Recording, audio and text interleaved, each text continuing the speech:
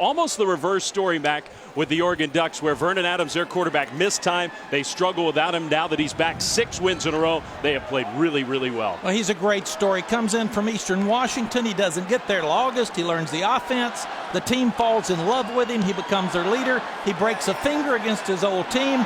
He struggled with that finger at Michigan State. He comes back. They've lost 3 games in a row there with him out of the lineup. And now, Dave, in these last 6 games, the guy's hit 21 touchdowns and 4 interceptions, 35 and 8 as a starter. This guy did a great job coaching at midseason. Yeah, Mark Helfrich feeling very confident about his team coming into this game. And even without Boykin, we expect a lot of offense and a lot of points on the scoreboard. Here we go with a pro TCU crowd just down the road from Fort Worth here in San Antonio. And the Ducks will return the kick with the dynamic Charles Nelson shoved out of bounds. Very good coverage from TCU. And there is number 3, Vernon Adams, the senior quarterback, that grad transfer who was such a huge part of the story for the Ducks early on, and now as he's played so well down the stretch. He was fun to talk to yesterday. They said when he got there he felt a little uncomfortable. He went right into a players-only meeting. He stood up and said, let me tell you, I don't care who starts. This is about winning. And he said from that point on, it was his football team. Well, he and the Ducks have been like the Oregon of old down the stretch. 6 consecutive wins, the 15th ranked team in the country, and playing in what feels like at the start almost like a road game. And they're going to lean on that guy, Royce Freeman, who is a stud in the backfield. And Mac, when Oregon has the ball, he is one of our impact players. Well, this is a guy that does everything. He rushed for 1,706 yards, 35 less than Leonard Fournette and more than Ezekiel Elliott. And they've got some young linebackers that had to step up, moved them from safety, like Traven Howard, runs 4.6, but they're going to have to play well tonight. Some guys who've gotten more experience as the year has gone on. First pass attempt, and he's not going to get it off. That swarming TCU defense, which played well itself down the stretch. Josh Caraway with the sack. Yeah, Big Josh is an all Big 12 first-teamer.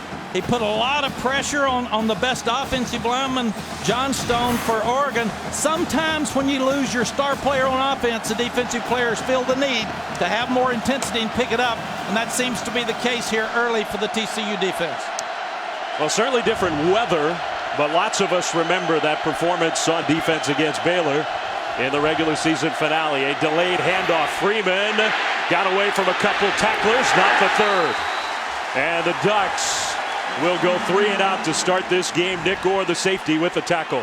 Nick's a really good football player, and that was a critical stop because you've got them backed up. You don't get much on the kickoff return. You've got to set your quarterback up. Bram needs to be with good field position early, get him some early easy throws, and both of these teams have been electric in the kicking game. Well, we heard from Allison, number 25. You just saw him. Cavante Turpin. He's not a big guy, true freshman. He can be really dynamic in the punt return game. We're going to see a returnable punt. No, it hits the turf and kicks out of bounds. The senior Bram Kohlhausen. And this is the big story of this Alamo Bowl. No Trevon Boykin. Kohlhausen gets the start for TCU. Yeah, guy's been around, 5-year senior, came off the bench, as we said in the open at Oklahoma.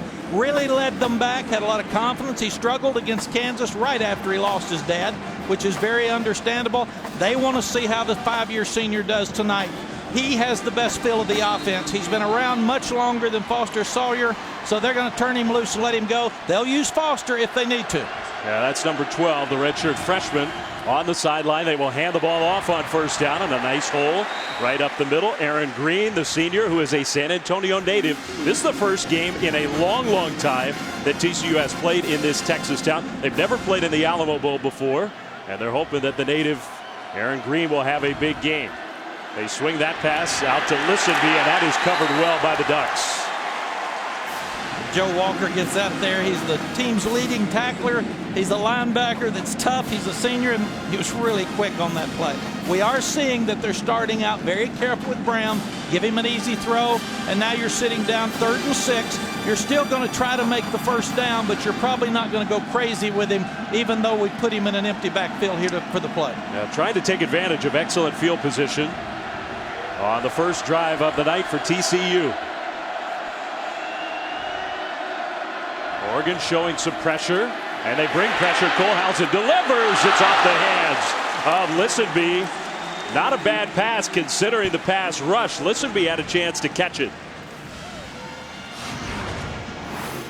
Yeah, Oregon showed the blitz and then came. They brought the safety from the top. It freed the outside linebacker, and Tyson Coleman's another senior. 31st start for them.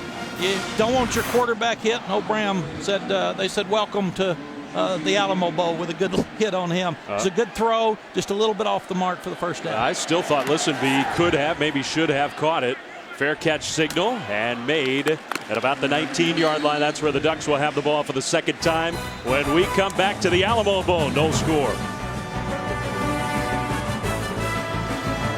In other aspects, they won their last 6 games. They come in red hot here to the Alamo Bowl. And Vernon Adams with his first completion of this bowl game for a nice gain on first down from the Ducks. Braylon Addison, who became his big play receiver as the year went on. Yeah, Braylon does so many different things for them. He's really good in space, and they'll try to get it to him as many times as possible. A quick snap, and Freeman with a big hole up the middle. Ty Summers saved an even bigger game, but it's a first down for the Ducks. And Royce is a 230-pounder at 5'11", so he can pound you inside. He's got the speed to get outside, and he can catch it out of the backfield. They could not say enough good things about Freeman yesterday in our meetings. And speaking of, now the officials are going to wait and make sure that the substitution is finished before they allow Oregon to snap the ball. And they did so properly. So now Adams from the shotgun on first down. Another carry for Freeman. And another nice run outside the 40, close to the 42, a gain of 7. And Dave, talking to the Oregon coaches, they felt like that TCU had not been pounded up front. Running right at them is something that they're going to try to do. Adams faked it and keeps it, and Adams gets the first down across the 45. It's funny, Vernon Adams has a lot of athleticism back. You don't see him run all that much. He is a scrambling quarterback more than he is a running quarterback. Yeah, and when he broke his finger, they lost 3 games. So they said, you get down, take care of yourself. Stay healthy. Nobody in the backfield with Adams. And for now, nowhere to go with the ball, being pressured. Getting to the outside, and he'll throw right on the money on the sideline, complete for a first down to Dwayne Stanford. And you can hear the boos. TCU fans thought there was a hold that allowed the play to continue. But what a dart Vernon Adams threw out there to Stanford. Stanford's his second leading receiver. He moved. He's really tough when he gets elusive and moves around the pocket, but what a throw on the run. Kanai Benoit and Charles Nelson will get the carry. Sort of stumbles breaking a tackle. And the little guy, who's one of the toughest players on their team, a starting safety, plays both ways with his first touch on offense. Yeah, he's really a super player, really smart. They limited his package on offense, but he's a guy they want in space as much as they can. He's also dynamic on special teams. Oregon going quick tempo. They'll throw it out to Nelson here on second down. That one was defended well. Julius Lewis, one of the starting defensive backs, was there to make the initial hit. Yeah, Julius is a freshman from Mansfield, Texas. There's 30 freshmen playing on this football team, more than any other team in the country except for Rice under David Bailey. 30 freshmen, true and redshirt, played this year for TCU. Oregon was not a great third down team. This is 3rd and 4. Adams in the pocket, taking a long time, taking a shot down the field. Touchdown!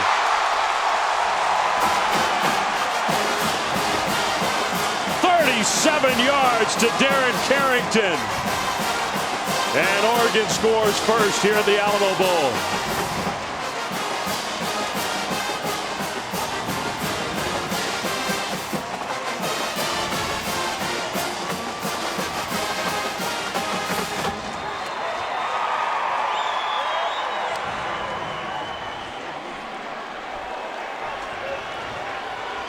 Well, the Ducks, who will do some unconventional things on point after tries, and they set up like maybe they might go for 2. TCU was prepared for it, so now they'll go back into a more normal kick formation with their place kicker Aiden Schneider, and his kick is up and good. The first big play of the game goes by way of the Ducks. Well, you can't have 9 in the box and give this guy time enough to throw the ball deep. Good start for the Oregon Ducks. Fun football teams, but there's no better place for hospitality in this country than San Antonio, Texas. They take tremendous pride in treating their guest right. Well, what a start for the Ducks after a 3-and-out first time they had the ball. Their defense got a stop, and they went Oregon with the first score of this Valero Alamo Bowl. Just like in the punt return game, TCU is dangerous here on the kickoff return, but that is a booming kickoff to the back of the end zone for a touchback. Well, one more college football game. Blitz getting off the bus. They blitz. There's some games where you watch, they blitz every play. Very unorthodox, hard to block. TCU gets the ball for the second time. Bram Kohlhausen will swing that pass out to the right flat. And they got speed there. Cutting it upfield, Kavontae Turpin gets about 4 yards on first down. Guy's a freshman from Neville, Louisiana that can really fly. They want to get him in space as much as they can tonight. 200 meters. They spotted him back. It's really 2nd and 7. They'll hand the ball off here. Trying to get to the edge. Turpin, nice cut. Kind of picking his way forward, and Turpin gets the TCU first down. Now this guy's 5'9", 152, but it's all fast. Well, a couple inches more, and Turpin would not have been at TCU. He'd be at LSU. He is a very good player, and a chance that he's the next star on offense for the Horned Frogs. Yeah, they said he's not worried about anything. He just goes and plays and has fun. And again, kicking game, he's dynamic as well. Green will empty the backfield on first down. Goes out very wide right. Kohlhausen. Pressured. Kohlhausen will get rid of it behind the line of scrimmage. That's a loss of a couple yards. Sean Nixon with the catch. Might have been better if he just dropped it. Well, we've got to understand they had to change their game plan 2 days ago. When you lose a quarterback like Trevon Boykin to a guy that's an experienced player but doesn't run as well, you have to change who you are offensively. So they're trying to get an identity right now. 2nd and 12 for TCU. 4-man rush. Kohlhausen with a nice pocket and a nice delivery. A tackle short of the first down. Forward progress maybe to the 44-yard line. Sean Nixon once again. Yeah, Sean was a running back from Lake Travis High School that was very highly recruited, and now he's become one of their better receivers. Shows you how versatile he is. Quick snap, quick pressure, and the ball knocked away. No whistle, they say loose ball. And fumble recovery for Tyson Coleman, who knocked it down and then recovered it. But there was a moment where I didn't know whether it was a pass that was batted down, incomplete, but they say fumble.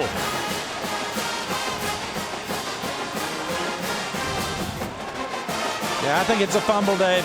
He was trying to get it started, but Tyson Coleman was right in his face and actually hit his arm and hit the ball before he could take it forward.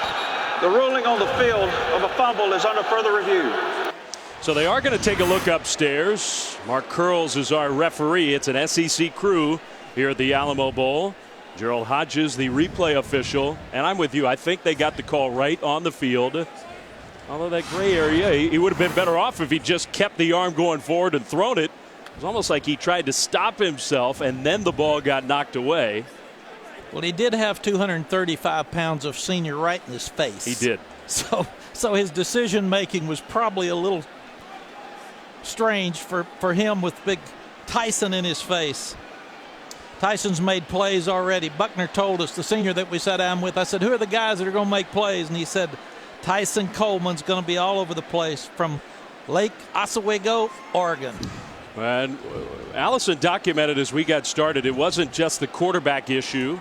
And no Josh Dotson as well. Offensive line missing 2 starters for TCU. They've had to do a lot of shuffling. And in the first quarter, that has impacted this game. Yeah, TCU's come in with really a short stick. Well, Bill Lamagna is here in the booth as our rules expert. Bill, what'd you see on that play? Well, I think it's a fumble also. He appeared to and he hit the ball prior to it coming off of his hand. The only thing I'll tell you, though, is the hand did just start forward. If that's what they rule on that, they'll reverse the call to a pass. But my heart of hearts, that's a fumble. Well, we're going to find out here soon. They're taking it back. I think they are. The way this TCU crowd is reacting.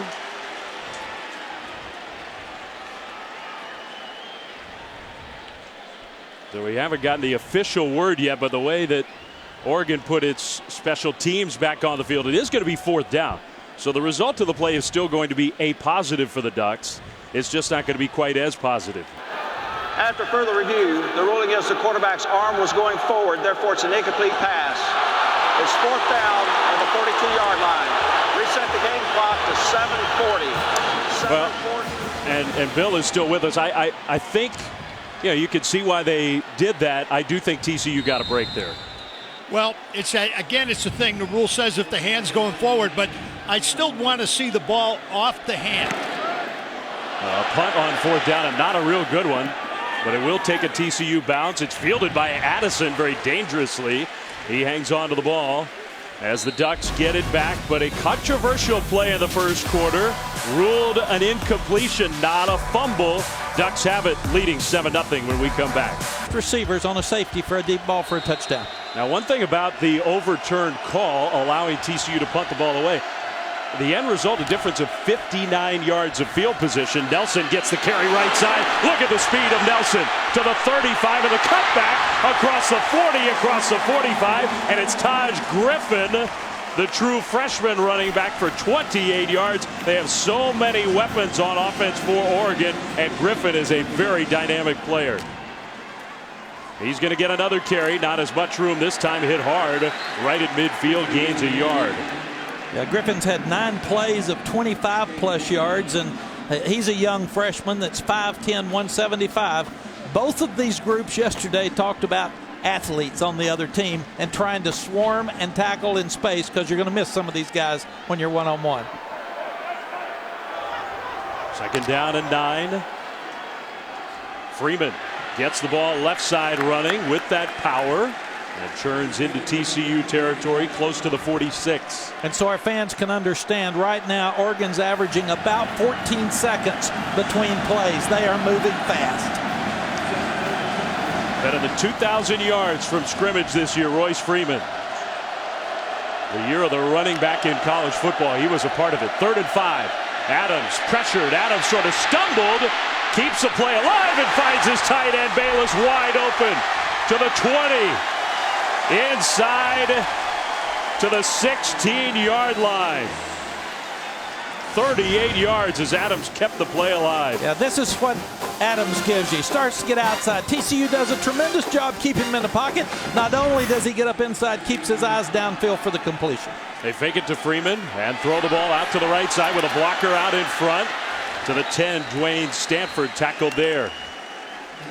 They're going so fast. Derek Kendrick made the tackle that time, but even with the ball out of bounds, you could see Vernon Adams, let's go, let's go, let's go. Get to the line of scrimmage, trying to wear the TCU defense down. Oregon already leads 7-0. 2nd down, and they will shift dramatically. They even shift fast. They do. Carrington, one of those players.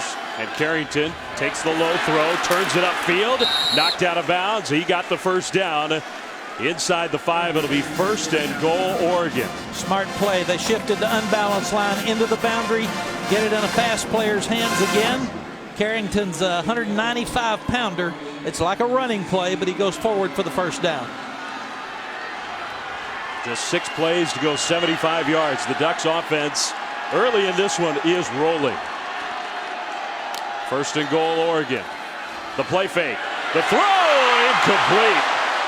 Braylon Addison. And Vernon Adams wondering what happened at the end of that play. Denzel Johnson got the hit on. Once again, you pound, and it looks like you're going to run the inside zone play. And then you come back across, and really, really good play by Johnson for TCU. Addison, though, I bet you he's thinking he should have caught that. No doubt, and he's probably hearing that right now. So it's 2nd and goal. Freeman gets the carry. Freeman, that cut and the power. Touchdown.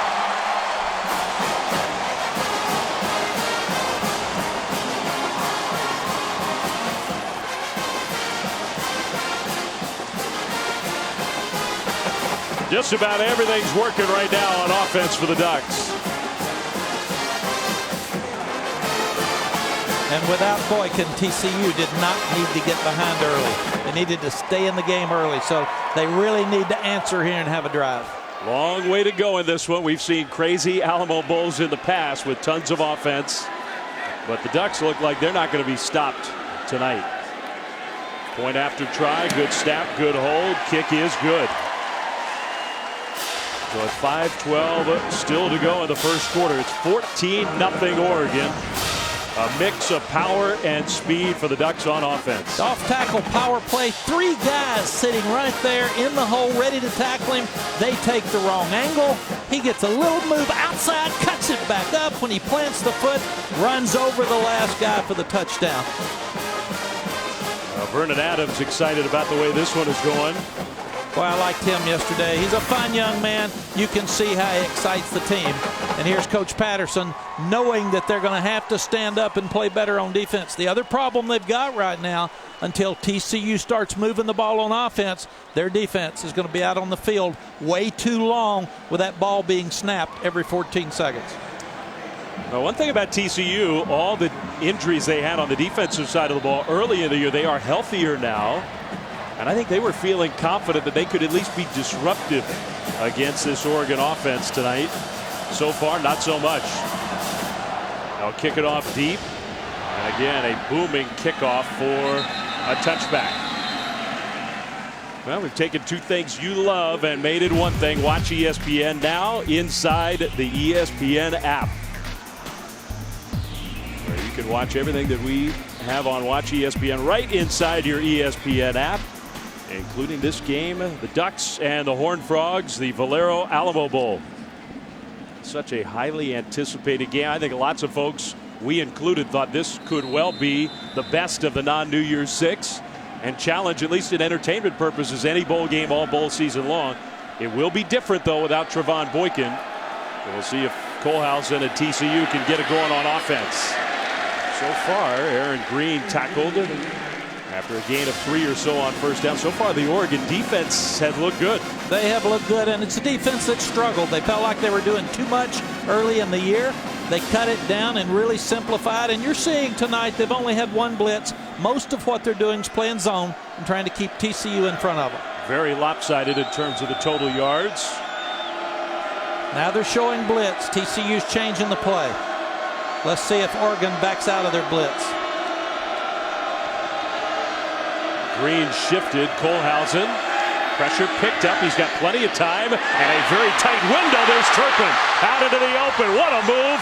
Inside the 50 down to Oregon territory to about the 42-yard line. 30 yards on the pass play. Cavante Turpin is really fun to watch. Very good protection. Graham steps up well, but watch this young guy. Coach Roll used to say he's like a puff of smoke. Well, we'd like to watch him, but it's hard with all the speed. Now there's a penalty flag on this carry. So a flag on the play. If the play stands, it's a first down. I don't think it's going to, though. Well, you can see TCU getting more confidence in their offense, though, and they're going a little bit faster themselves. Illegal block below the waist, number 25 offense. 15-yard penalty from the spot on foul. Replay first down. And I tell you one thing, Mac, you mentioned the confidence for TCU on offense. Bram Kohlhausen has made some impressive throws. He had a big drop the first time TCU had the ball.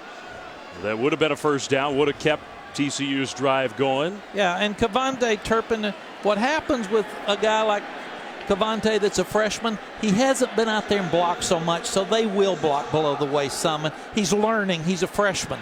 He was a star in high school, and he usually didn't do a whole lot of downfield blocking. Yeah, you like the effort. You want those guys on the outside to be involved in the play, but that negated a big gain. They had a lot of penalties, a lot of penalty yardage this year. TCU, it was a part of the story of their season. Well, and when you have the ball as much as they do offensively, most of the penalties you get are on offense. So that can be misleading. 1st and 26. That was a big one. Back in their own territory. Another 4-man rush picked up. The throw short is caught to that corner, jumping over a would-be tackler Sean Nixon out of bounds at the TCU 48. Yeah, you can see what they're doing. They're spreading them out. They're trying to hit some creases in the running game. A lot of simple throws for Graham right now. And you'll see him get a double move in a minute and get something deep. He looks much more comfortable in this series. Still second and long. They will hand it off on second and long into Oregon territory. That's Kyle Hicks, who's gotten healthy as the season has advanced. He really used that bowl season to get healthier. He's a talented back. Yeah, Kyle's a really good football player. Plants the foot, turns up inside, keeps shoulders square, and makes one of the better runs for the night. So 2 different 6-yard plays have made it third. It's still third and long, but call it third and a long. 13 yards to go for TCU. If you get enough here, you might go for it on 4th and a 3 or 4. Try to make this manageable.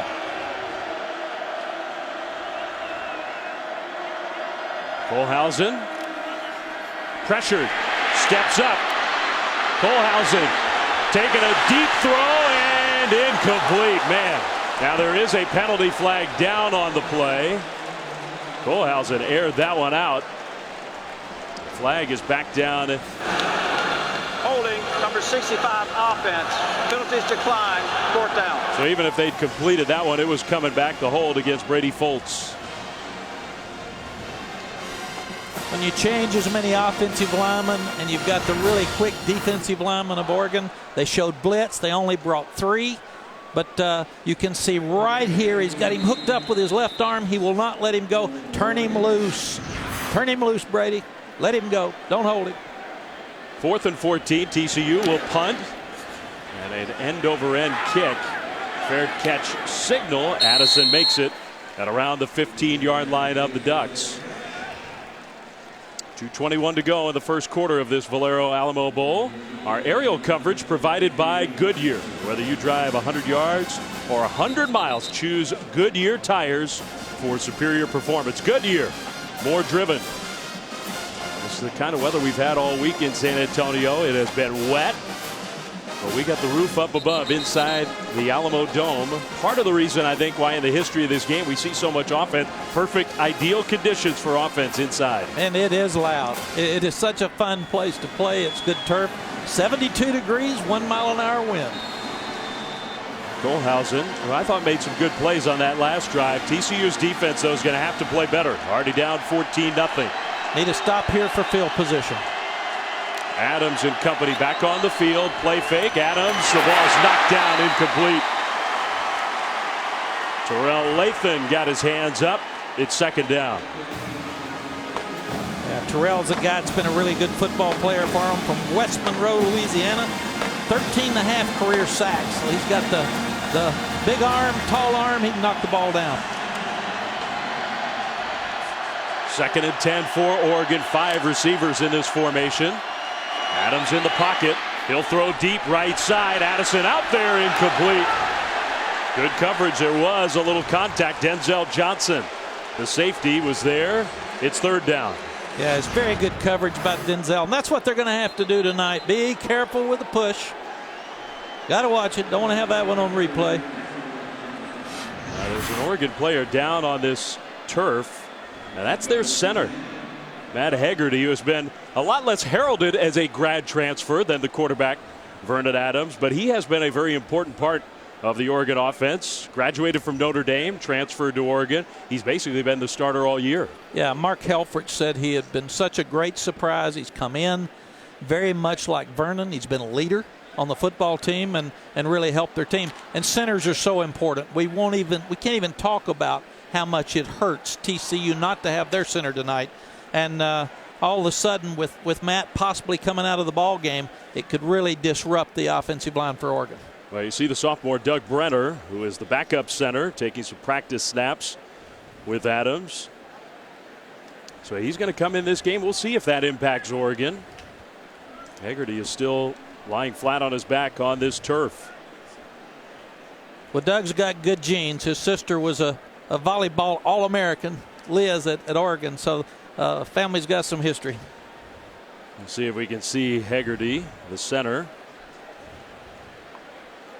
Yeah, it wasn't a ton of contact, but you could tell right away he was hurting. Grabbed that right knee. There's a twist up front, and as you can see, Davion Pearson comes in there, and it looked like he just planted in the turf. Well, he is putting some weight on that leg as he walks off slowly. He's a 5-year senior now. He's going to want to come back and play if any way possible. Meanwhile, longest third down for Oregon in this first quarter. And for TCU, feels like a very big play.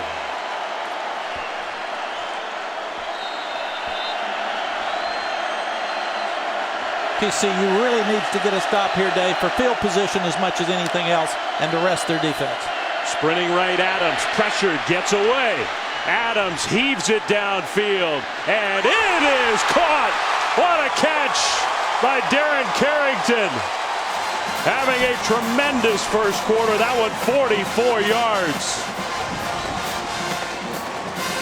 You've got to have backside contain, and Vernon Adams once again turns around, and you've got 6'2" on 6 foot, and he just out-jumped him to make the play. Quickly to the line of scrimmage, a little shoulder fake, and another deep throw. This one is caught again. What a play by Addison. Man, the Oregon receivers have shown up. 39 yards down the left sideline. Another 50-50 type ball, and Addison just went up and got it. It's covered as good as you could cover it. Nick Orr's got to make the play. Got to bat it down. Now the officials are talking. There's a hat off. And they are going to now throw a flag on the field. So we're going to get the call here from our head referee, Mark Curls. Illegal touching. Number 2 offense went out of bounds on his own, came back in, and first caught the pass. Penalty is loss of down at the previous spot, second down. Wow, so that's huge. Bill, obviously, I guess the discussion was he forced out of bounds or not? That's what it all revolves around. As the defender made contact, that contact could force a player out of bounds. But the officials ruled no contact. He stepped out on his own, came back in, was first to touch the pass. It ends up going previous spot. There's no penalty yardage, but a loss of down. Mark Helfrich is arguing otherwise, but I didn't see a lot of contact to force him out of bounds. Well, they'll get the ball in the hands of number 22 again. And so far in this game, that has been a good thing for the Ducks. Darren Carrington for 13 more yards. He's a go-to guy in this ball game. San Diego, California, 6'2", 195-pound sophomore, and he is playing well. Final minute and a half of the first quarter. Royce Freeman with the carry. Freeman down to the 20-yard line. Let's go down to Allison. The start he's having must mean so much for Darren Carrington. He is playing with a really heavy heart, wearing number 22 to honor his best friend, somebody that was like a brother to him. New Mexico safety Mark Halberd was killed just before Christmas in a car accident on his way home for the holidays. You can also see on his warm-up shirt, Carrington has #ForeverYoung22 for his friend. And he is playing like an inspired kid tonight. Adams on the move, throws a dart, caught at the 5 by Stanford. Oregon's doing whatever it wants on offense, and they're doing it at a very high speed. Now Stanford is down and hurting after that catch and the tackle, holding his left foot.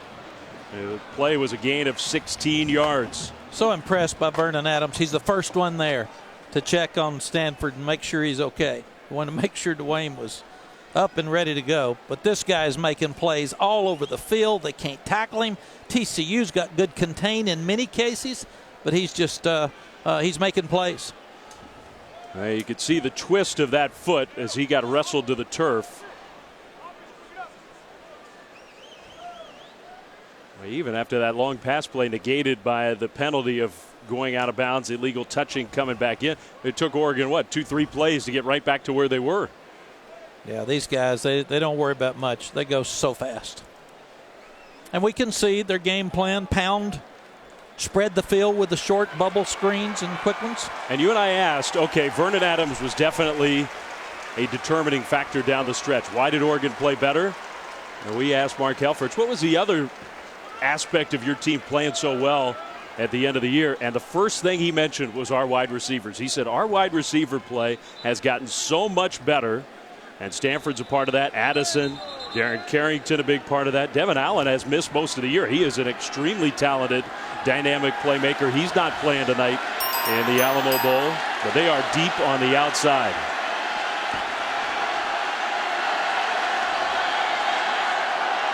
First and goal, Oregon. Already ahead 14-0. Tight end in motion. Royce Freeman, touchdown.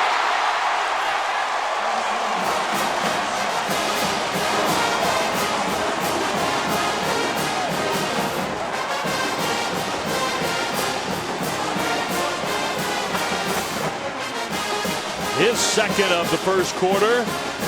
TCU fans are wondering what has happened. A program built on defense, and that got one of the best defensive coaches in the country. And there's no defense for the Ducks right now.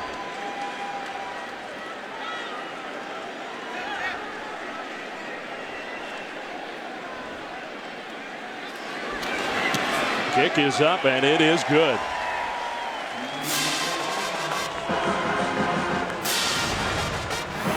Got a tight end and wing into the boundary. It's the outside zone blade to the right. And you could see there was a great block by Cameron Hunt. 6'4", 290 pounds on the corner there. And then Freeman just turns it up and runs over it, finishes the tackle, and runs through Ty Summers for the touchdown. So the drives for Oregon, 81 yards, 79 yards. That one 84 yards, ending up in the second touchdown for number 21. And you know, Mac, part of the story coming into this game, the play calling with their new offensive coordinator just named officially yesterday.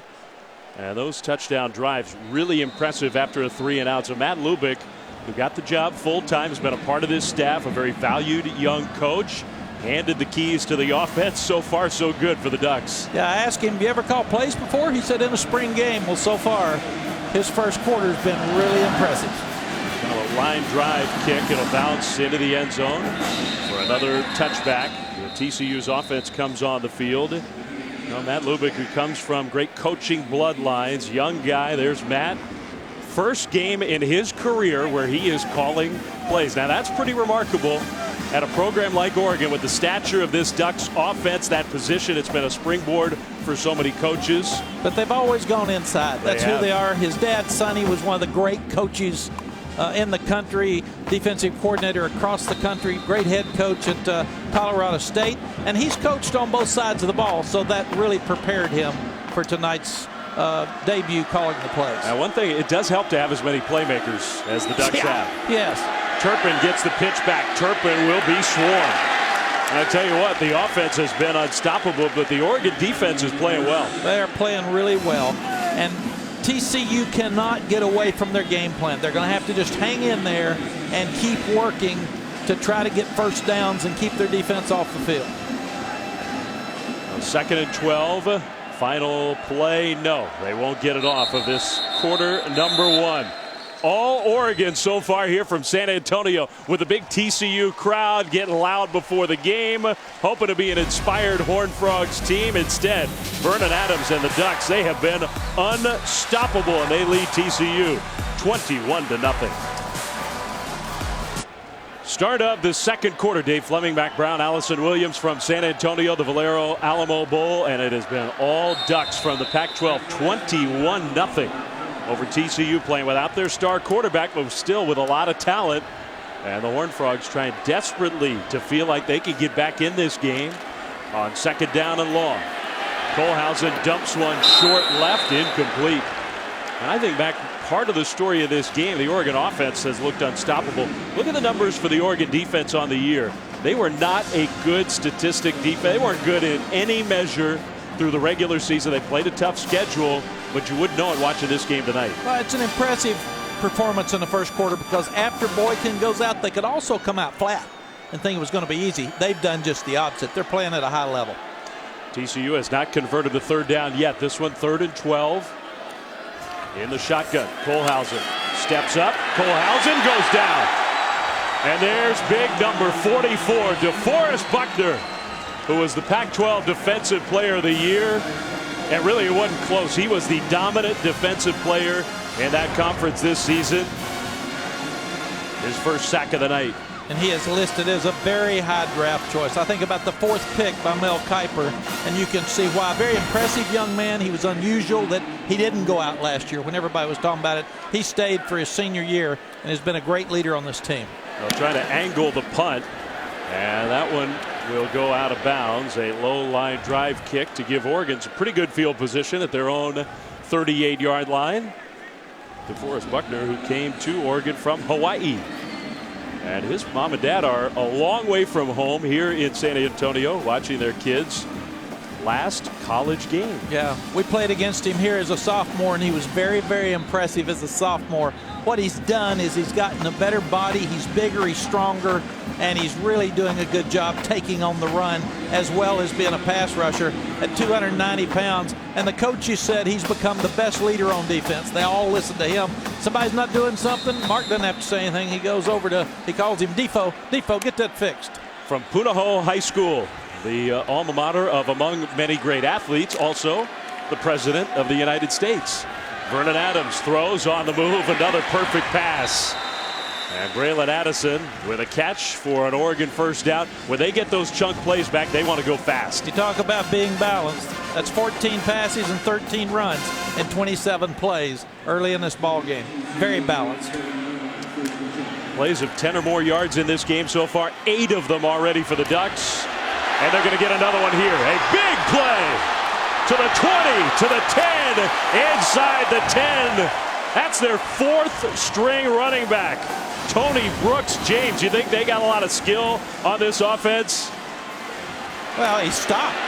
He has to cut back. He cuts back against the grain and then outruns everybody. These guys are loaded with skill guys. That's their 4th string guy. And he'll stay in. Touchdown. My goodness. They're hitting on all cylinders right now. I've seen this story. I know how good they can be. Gary Patterson's one of the most competitive people I've ever met or been around in my life. I promise you TCU is going to keep playing. They got to figure something out, though, on the defensive side of the ball, because right now that drive took all of 43 seconds. Yeah, this off man, the clock. yeah, he's got tremendous pride. But part of the problem is their offense. They're leaving their defense out there too long. The offense has to pick it up, and they've got to show their defensive players that we got a chance in this thing, guys. That one is up and good. Timeout here in San Antonio. The Ducks are flying high here in Texas. Oregon with a 28-0 lead.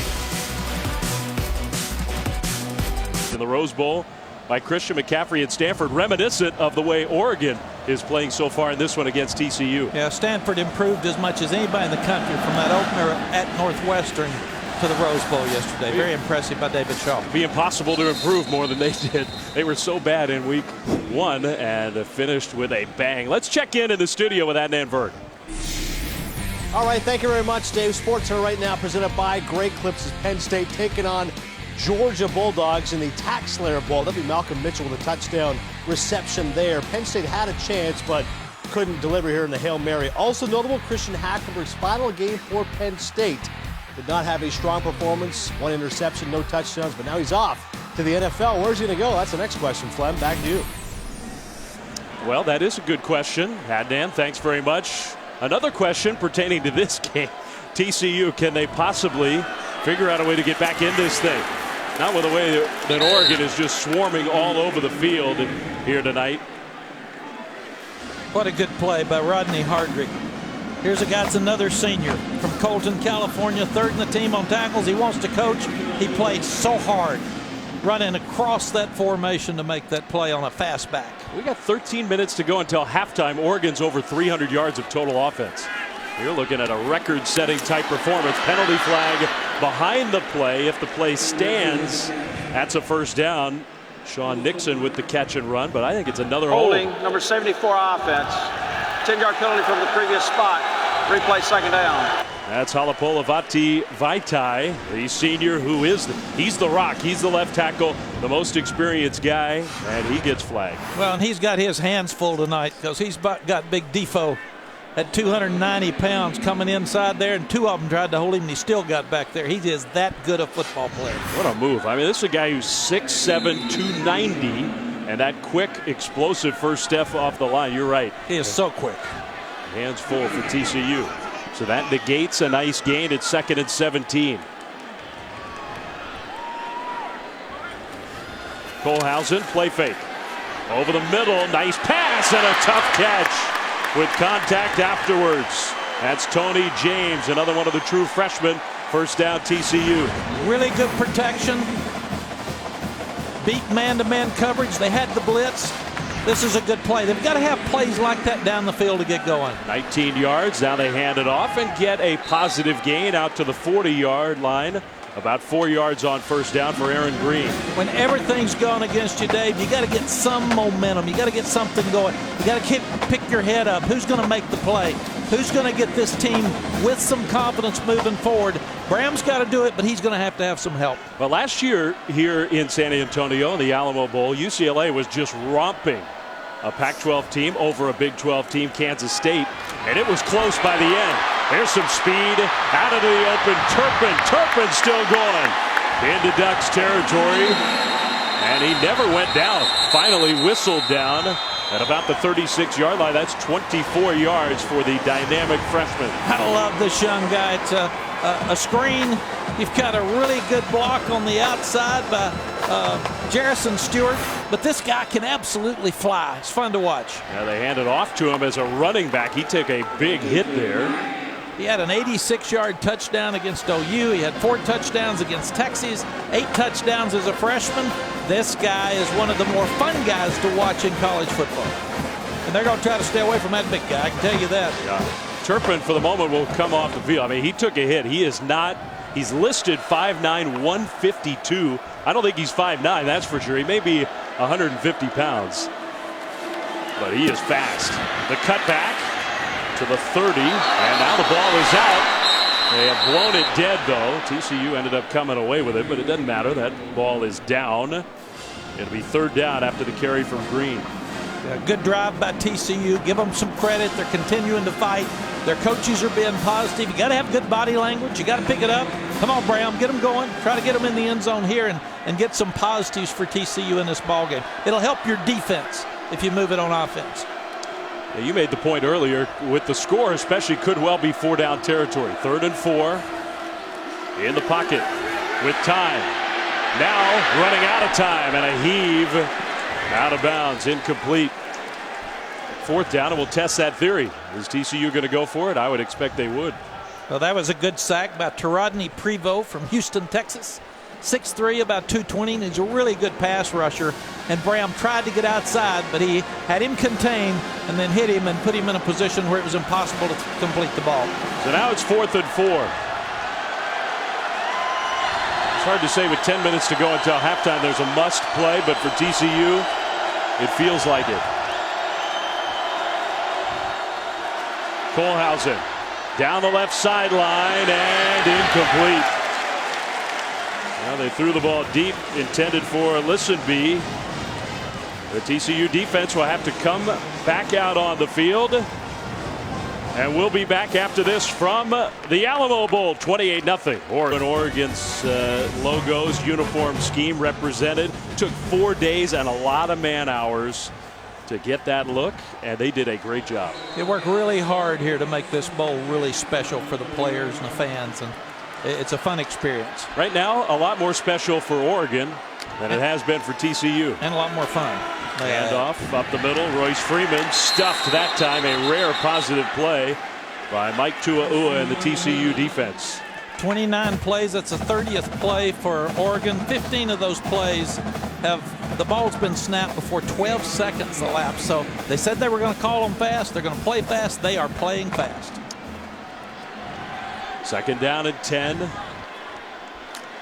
Vernon Adams fakes it to Freeman. Scrambling. Adams keeps the play alive again. Now pressured, and this time he goes down. Now the ball did pop out there, and there's a fight for it. And I don't know who had it. The Oregon offensive lineman ripping it away from Traven Howard. Now a penalty flag is thrown. Traven was our impact player, the leading tackler on the team. He's going to have to make plays inside to slow this Oregon offense down. What a machine. Gary Patterson's not happy. It was almost like the officials there weren't totally aware that the ball may be loose on the turf. Then very much after the play was over, that flag was thrown. Ruling on the field as the runner was down. After the play, personal foul, unnecessary roughness, number 94 defense. That's a 15-yard penalty from the dead ball spot. First down. Well, let's see if we can spot. Now the ruling was that the runner was down. I think he was down. The defender had the hand on the ball there, Howard, but that knee goes down. Bill, what do you think? In this shot we've got right now, his hip, his butt hit the ground. He's got control of the football. He's down. It's a good call by the referee. That's a killer penalty because you've got a chance to stop Oregon, put them in long yardage, and now they're back to 1st and 10. Well, yeah, I mean, I agree with Bill. Even if the play's down, though, that's a sack. It's 3rd and very long. Now it's 1st down Oregon. And Nelson out into the open field. What a move from Charles Nelson out near midfield. A gain of 12. Hard to tackle these guys in space. You can see it with both teams. They're so athletic. But this young guy that plays corner, he plays safety. He's on special teams. Can't tackle him one-on-one. 1st down Ducks. Freeman straight ahead into TCU territory. So with that penalty, Oregon's on the move again. Ty Summers, the talented freshman linebacker, had his shoe pop off. So he's going to run off the field. Better get somebody out there fast. They're not waiting. No, barely in position as the Ducks snap the ball. Adams, middle, incomplete into double coverage. Intended for Braylon Addison. They put so much pressure on you, Dave, because you got to get enough guys around the line of scrimmage to stop their running game, stop their short screen game, and then they're going to try to get you one-on-one deep. And with their speed, like Braylon Addison, they can win those one-on-ones very easily. Still another bowl game tonight out in the desert. Arizona State near home against West Virginia. Oregon 3 of 4. They haven't had many 3rd downs in this first half. 3rd and 6 here. Adams. Just a 4-man rush. Throws kind of off his back foot, incomplete. Trying to get it to Carrington again. And we'll see. It's 4th and 6. It looks, well, initially they were sending the punt team out there, and they may have changed their mind. This is an area of the field where you can also pooch. You're probably not going to go for the 4th and 6, 4th and 7. In fact, they had a lot of discussion. New offensive coordinator, and then they said, guys, we're up 28-0. Come on. They're not moving the ball very much. Let's punt it. Let's back them up, and we try to hold them and get a short field. They do not like to punt in Eugene, but I'm with you. I think with the way this game is going, don't give TCU any opening to feel like they can get back in this thing. And they are going to fake it. A throw from the punter is caught and then knocked away, incomplete. Man, it was there. Ian Wheeler, the punter, wound up, and he threw it a long, long way. Nelson was the intended target. He had his hands on the ball. I thought he got it, but it was knocked away at the last minute. Good fake. You've got Nelson wide open. He catches it. What a play by TCU to knock it loose. Big time from Denzel Johnson and Julius Lewis. Those two guys made the play, and now you've given TCU some hope. So much for not taking a risk. Maybe TCU can build on that. It's hard to blame Oregon for taking a shot. The play was executed nicely. The punter showed off a pretty good arm. Yeah, it was open. I faked one from about 15 away against Oregon State, and it stunk. And we threw it, and they intercepted it. So I do understand. I was about the same part of the field as the head coach. We just needed something to happen. They're trying to put it away. He knows TCU's not going to quit. He knows they're going to keep playing. And the last couple of series, even though TCU keeps shooting themselves in the foot, they are playing hard. They're playing better on defense. They had a little drive on offense. I told you now, Gary Patterson's going to compete, and these kids are not going to quit. So don't turn this game off, folks. We've still got a chance here to have a great game at the end. I tell you what, too, if you watch any college football today, and watch Georgia struggle trying to find a quarterback. Watch Kansas State use a wide receiver as a quarterback for most of their game. Ian Wheeler, he might think about trying to find a spot at the quarterback spot after that throw. He looked pretty good. That was pretty good. But in the end, for naught, TCU has the ball back and good field position. Handing it off to Green with that nice cut back across the middle. Close to a first down. I think he got one. That's the danger of taking a chance and it not working out, because now you've given TCU good field position and they have a chance to get some momentum. 8 minutes to go, second quarter. 4-touchdown lead for the Ducks. Dave Fleming, Mac Brown, Allison Williams from San Antonio. And if Nelson had held on to it, we'd have talked about what guts. That's why it's hard to coach. Yeah, it looked like they had converted. Graham Kohlhausen starting in place of Trevon Boykin. Another handoff, again straight ahead. This is Kyle Hicks with a pretty powerful run. Now a flag after the play. We've had several of those.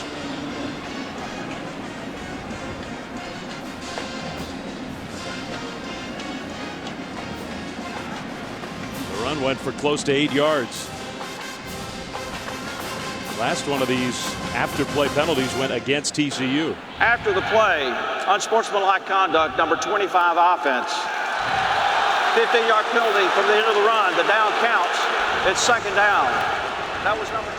Well, I mean, TCU, not only are they getting blown out in terms of just the way the game's being played on the field, they're making a lot of mistakes like that. Well, they do, and you're a team that's 22-3 over the last 2 years. You're seeing the score. You see how great Oregon's playing. You're killing yourself, and you get frustrated. And somebody hits you, and you hit them back, or you push them, or you just got to keep playing. And you heard him. He said, "Coach, he pushed me first. Doesn't matter. Just play." Can't do that. It was 2nd and 2, well into Oregon territory. Now it's 2nd and 17. Back around midfield. Kohlhausen scrambles and throws. It is caught.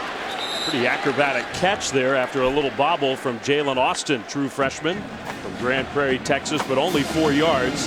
It's 3rd and long. See, Graham's moving around in the pocket better. He kept his shoulders square. A very good throw downfield. It's just important that TCU has something happen good for them here. Got to make a positive play. When they've given him some time, he's made some pretty good throws. 3rd and 13. Oregon showing pressure, and they bring pressure. Kohlhausen flings it away, incomplete. Then he gets tossed down at the end of the play. Beyond the line of scrimmage, 4th down. So he got outside and threw the ball beyond the line of scrimmage. No intentional grounding. Yeah, there was also again, no flag at the end of the play. All-out blitz. They're really coming after them, and that's not their M.O. That's not who they are. And here, Reggie Daniels, Jr., big guy, 6'1", about 2'5", gets through on the blitz. Yeah, I don't think there was a penalty there. I think that was a good no call. And now a punt. That personal foul, unsportsmanlike penalty was huge for TCU. Oregon gets it back, 6:27 to go until halftime, leading 28-0. He came over and told his guys, you need to hustle out there. You need to get lined up and get it snapped faster. He wants his quarterback to get the play call and get it out to the team. He's spending too much time looking over when they're lined up and ready to go. He said TCU cannot line up against our tempo, guys. So that's being a perfectionist. Handoff on first down. A nice hit against Benoit out in the open field. Better than 300 yards of offense, 4 touchdowns with still 6 minutes to go until halftime. Not good enough. Yeah, you got to like Mark Helfrich. Very bright, young coach. I love the fact that when his team was in trouble at 3-3, he pulls them out and goes 6-0. Low snap. Adams throws that slant, dangerous pass. Good catch from Carrington, but a good tackle for TCU. This is really an important 5 minutes and 50 seconds that are left, because if TCU can hold them here, they get the best field position they've had all night. And if they can get something before the half, that gives them some confidence going in. 3rd and 7. Adams. That one is juggled and incomplete. Intended for the running back, Taj Griffin. Probably the best defensive series we've seen so far out of TCU. And I say Griffin. Nelson was there too, number 5 and number 6. And it was Nelson. Throw. It's a great throw. The ball was right on his hands. Is very well covered by Howard. Again, we talked about their linebackers being safeties. They were depleted at linebacker.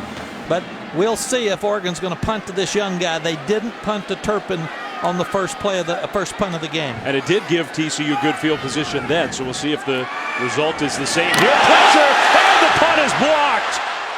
Oregon, Buckner grabs it and runs forward. And Oregon thinks they got a first down out of it. Buckner grabbed it out of the air. Gary Patterson. The kick was blocked, recovered by the kicking team behind the line of scrimmage. That is a legal advance beyond the line to gain. It's a first down. Now that is truly when everything's going against you. Garrett Kaufman got the punt block, and it turns into a first down. I can't remember the last time I saw that. No. And give heads up to Buckner. DeForest Buckner, really smart. He knew the rule. He caught the ball and looked like a fullback turning up. You asked him if he ever wanted to play offense, and he said, I'd love to carry the ball. Well, he just did, but you're right. Nothing. No breaks right now for TCU. I mean, seriously, they blocked the punt near the goal line, and it works in favor of the Ducks. Now it is Griffin with the carry out near first down yardage.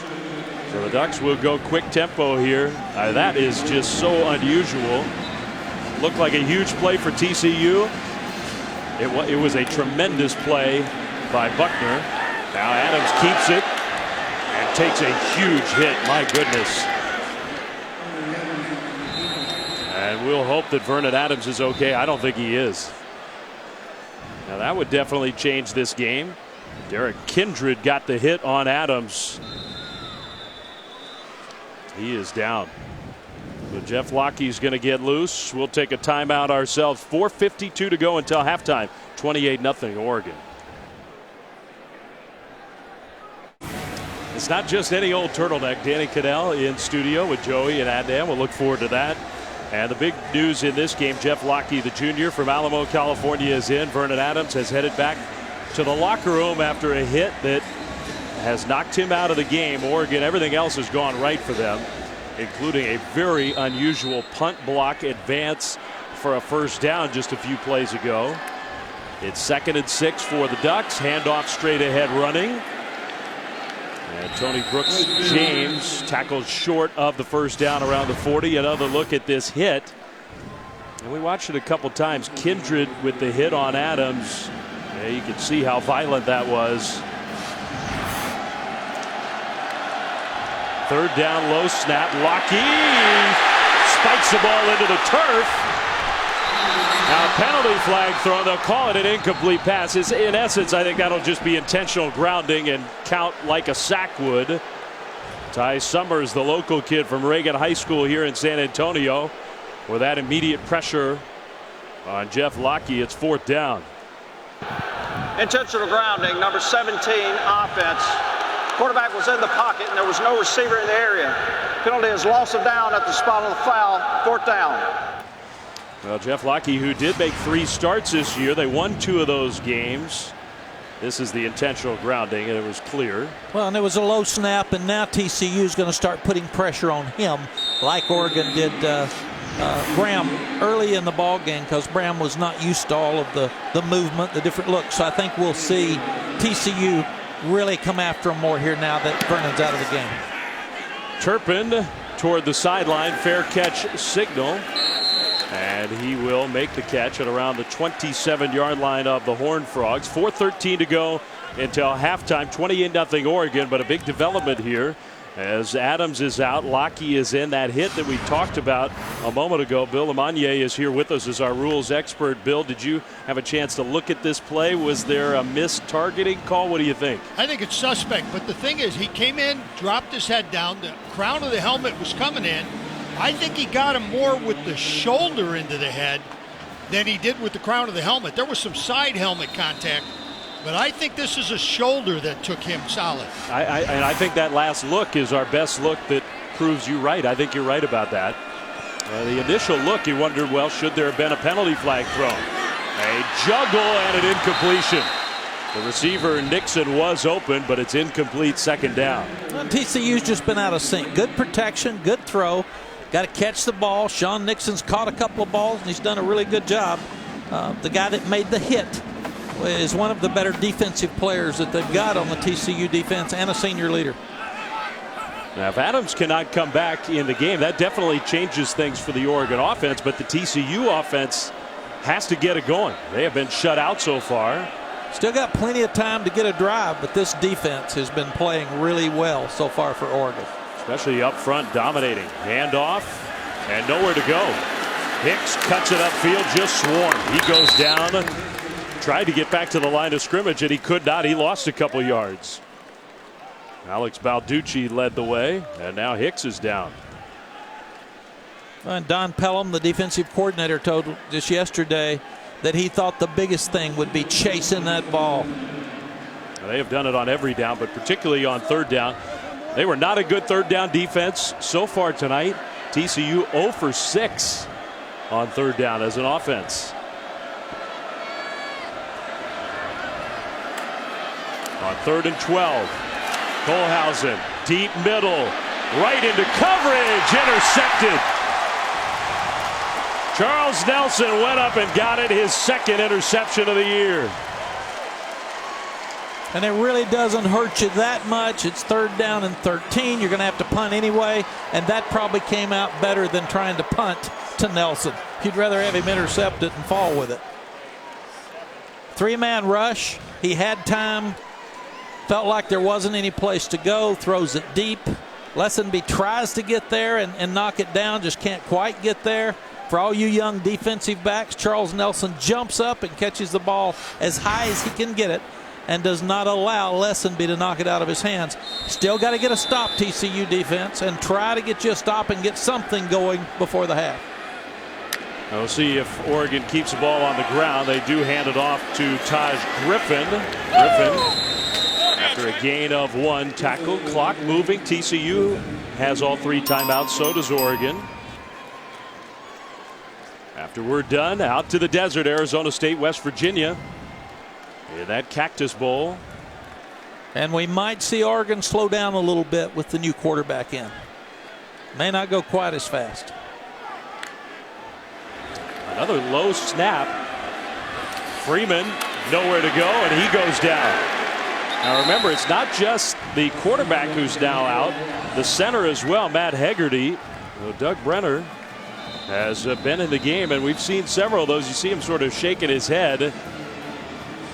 We've got a timeout on the field. TCU uses one of those timeouts. A little more on that. Let's go down to Allison Williams. Well, you saw the injury to Hegarty. He has not returned. He has ice on that that right knee, and the way the teammates were coming up to him, you could tell he's not coming back in the game. When Vernon Adams Jr. walked off the field, guys, he had kind of a distant look in his eyes, blinking really quickly, rolling his neck a bit, but he did give a quick wave and thumbs up to the crowd as he went into the locker room for further evaluation. I will certainly ask Mark Helfrich about it at the half, but Oregon does not release injury information. Well, it is his final game with the Ducks. It was a short, often spectacular Oregon career for Vernon Adams, so I think all of us would hope that that wouldn't be the final play of his college career, using that graduate transfer rule to come from Eastern Washington to Oregon.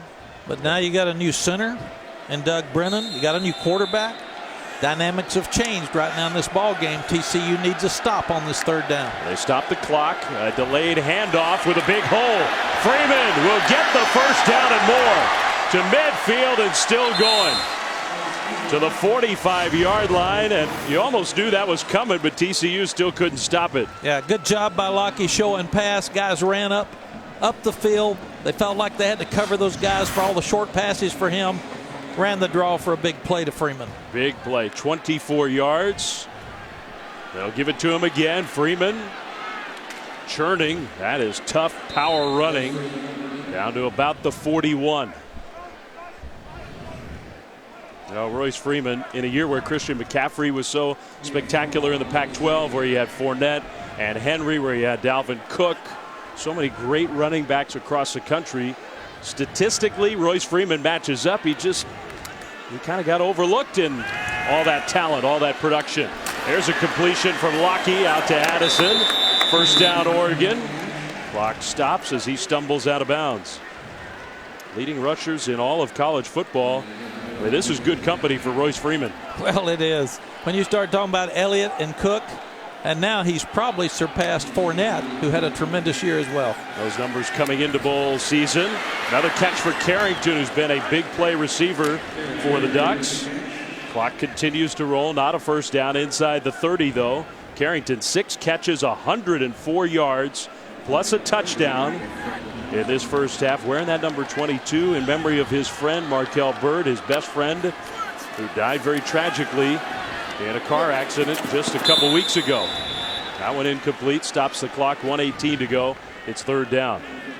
Well, you can take your field goal here, so you're going to be smart on third down, and you really would like to make it 31-0 at halftime, even with your backup quarterback, to send a message to TCU. We're still playing, we're still moving. So believe it or not, this is a huge down.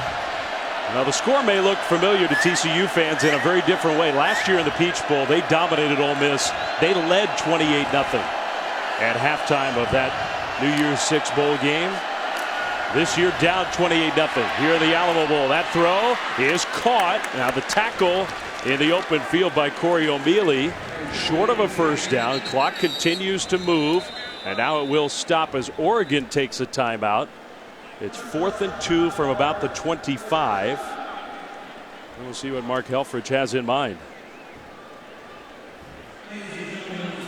Final weekend of the NFL regular season coming up, so kick off your morning with us on ESPN. First at 10 a.m. Eastern. NFL Insiders Sunday edition, injury news, early breaking stories. Then at 11, it's Sunday NFL Countdown. Wendy Nix, Boomer, and the gang take you right up to kickoff. Also streaming live on Watch ESPN and the ESPN app. Well, Coach Helfrich and Matt Lubick are talking right now about, do we take the field goal? What about our kicker? Do we try to pull them off sides here because it's a 4th and 2? And we can have a motion and have a snap count to try to get one of the TCU guys to jump off sides. So one of the really first tough decisions for Matt Lubick, and he and his head football coach are going to look at it very closely. Aiden Schneider, the place kicker, is firmly on the sideline. Well, we'll see. The Ducks look like they're going for it on 4th and 3 yards to go. Lockie, low snap again. Handoff, first down and more. Now there is a penalty flag on the play, so we'll see. If the play stands, they got it. Illegal shift, offense. Clearing motion while the linemen going down to their stance. 5-yard penalty from the previous spot. Replay, 4th down. That's huge. Instead of a first down, it's 4th and longer. Well, and we didn't get to see it there, but everybody's got to be set for a full second before you can have anyone in motion.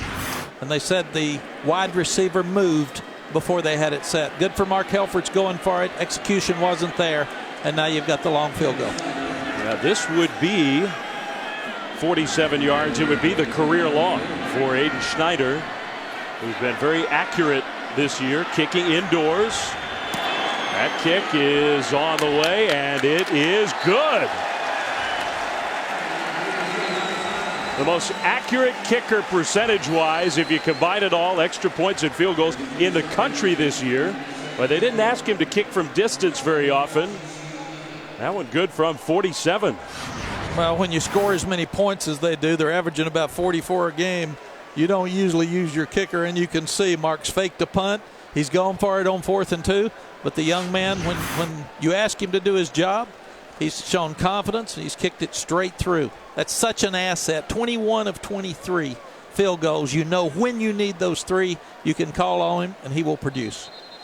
Oh, Aiden Schneider right into the nets. Speaking of celebrating its 11th year sponsoring the Good Hands Field Goal Nets, Allstate makes contributions to participating universities' general scholarship funds for each field goal and extra point kicked. To date, Allstate has contributed millions in scholarship funds.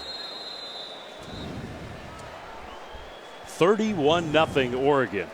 Even with Boykin out, I don't know that anybody saw this kind of domination coming. The Ducks are at 374 yards of offense in the first half. They've been balanced. They've thrown it. They've run it. Kickoff. And even those have been impressive. Another touchback. The offense for the Ducks, they've done it in a lot of different ways. They have, and it's all been led by this quarterback. Perfect throw, one-on-one situation. They match him up with a safety. We knew how big and strong and fast Freeman is. He plants his foot. He turns up inside. He runs through Summers. And then you've got speed with all these young guys. And they've got so many guys that when they touch the ball, they've got a chance to score. They put so much pressure on you.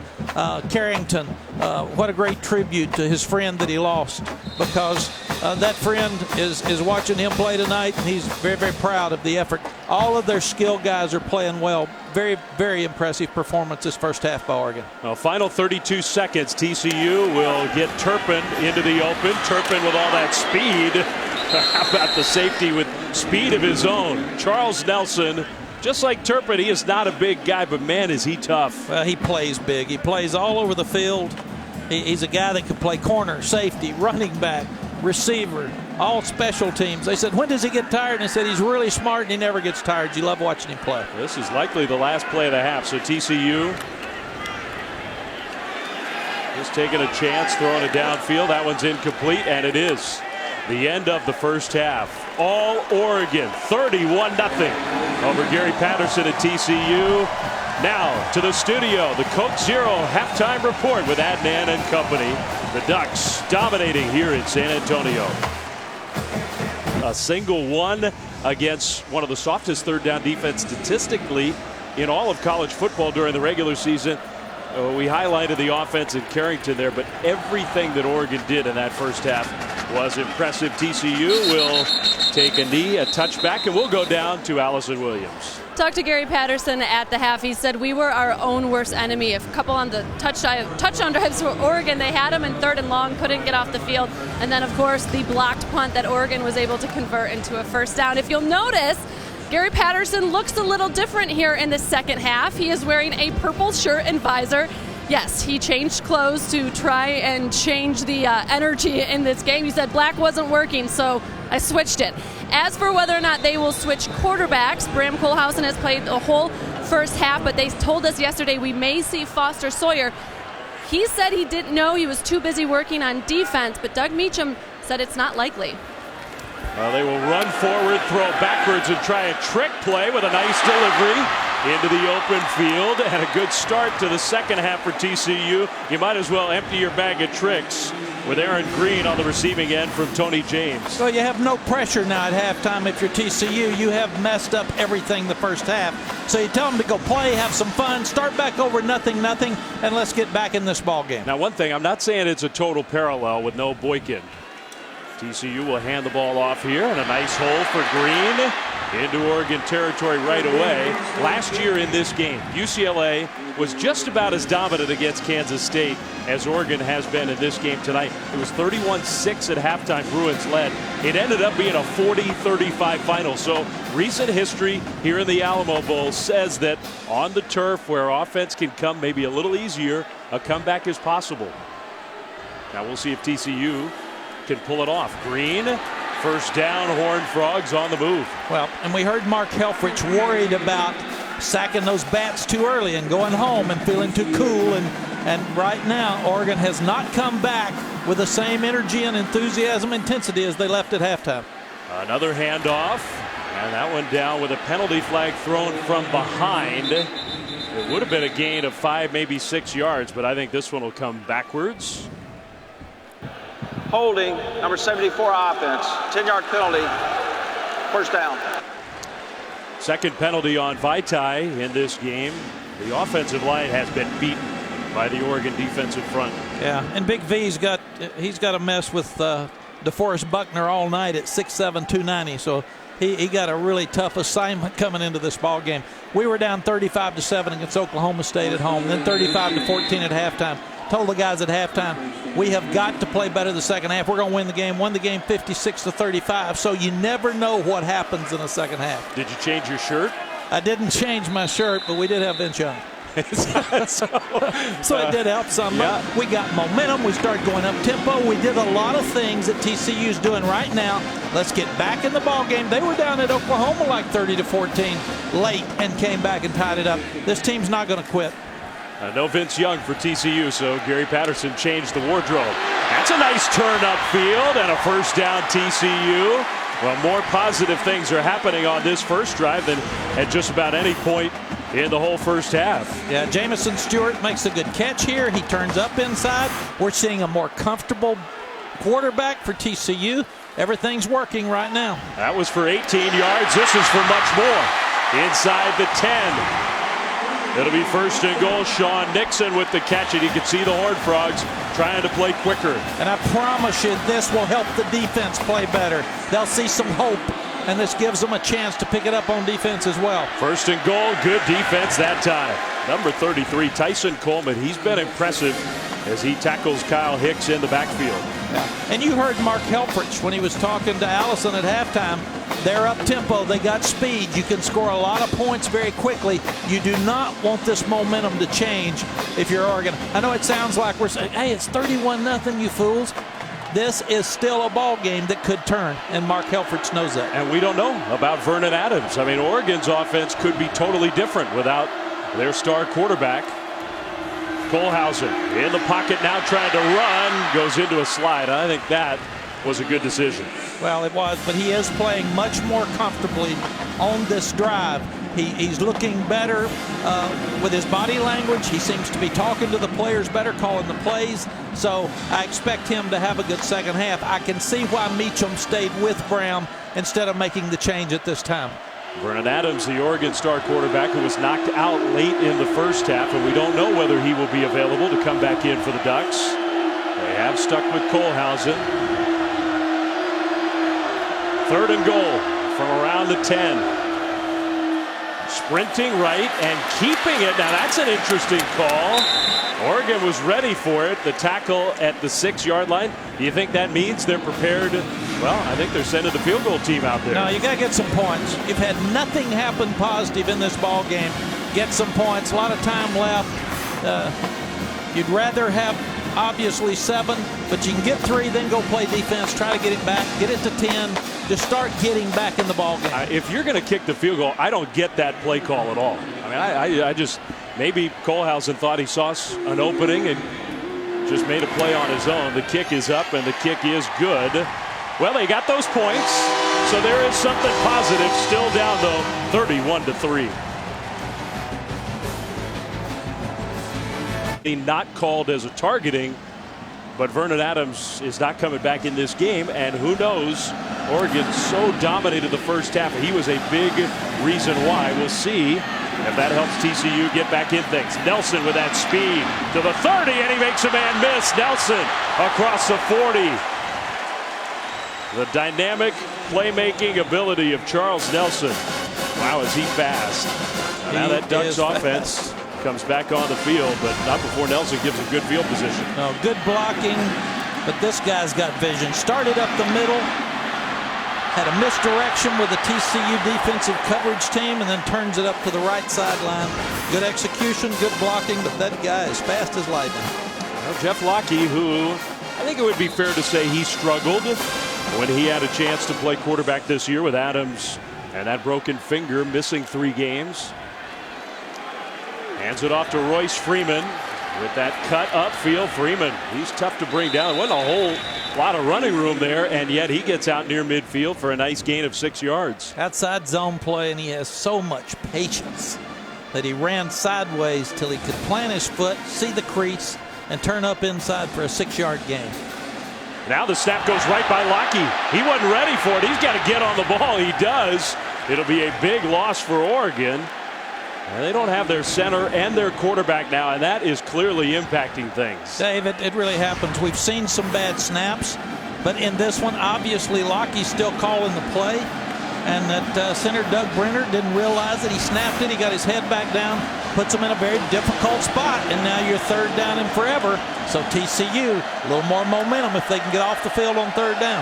Huge loss, and they'll just hand it off to Freeman, who breaks a tackle, but not a second. Traven Howard gets him on the turf.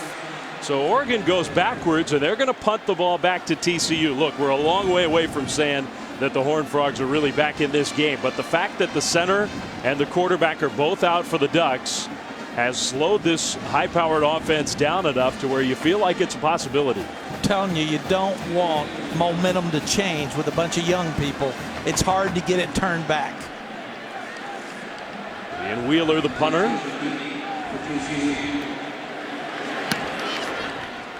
High, fairly short kick. Turpin with the fair catch signal. It hits the turf and takes a TCU bounce and goes out of bounds. Maybe that momentum starting to turn. 31-3. Oregon leads. We'll be back. A few things have started to turn in the direction of TCU now. Part of it is that now both teams are playing with their backup quarterbacks. TCU has been all game long. Graham Kohlhausen hands it off. Green is swamped and driven down for a big loss by that defensive tackle. Alex Balducci has made some real nice plays. Yeah, he started 27 straight games. Coaches told us yesterday Balducci needs to penetrate and make some plays like he did that time from the line of scrimmage to help this defensive front. And part of that is so much attention blocking wise, scheme wise goes towards his fellow defensive lineman DeForest Buckner that there is opportunity for plays to be made. Absolutely, and it should. Second down and long, pressure immediately. Kohlhausen on the move across his body, and that throw was there. That should have been caught by Sean Nixon. Instead it was dropped. That would have been a first down. Yeah, there's pressure, but we're seeing Kohlhausen play much, much better. He sprinted to his right. He got outside the contain. He was in a perfect position. Sean's been catching that ball. We tell receivers, you touch it, you got to catch it. So TCU is going to have to start helping their quarterback make some plays and get back in this ball game. That may be the third potential big play that has been spoiled by a drop.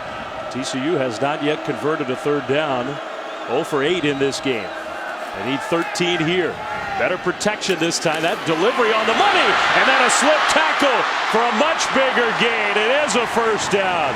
That missed tackle was the difference. Emmanuel Porter, the sophomore from Dallas. There's a third down conversion into Ducks territory. Yeah, I remember seeing Emmanuel Porter. You've got no backs. When he was in high school.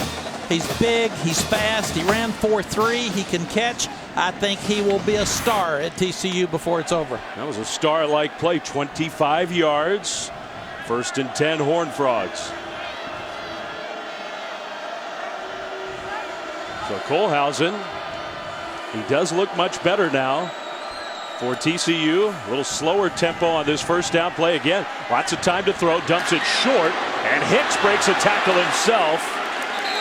Oregon finally gets him on the turf. Arion Springs made that tackle, and Springs is the player who's down.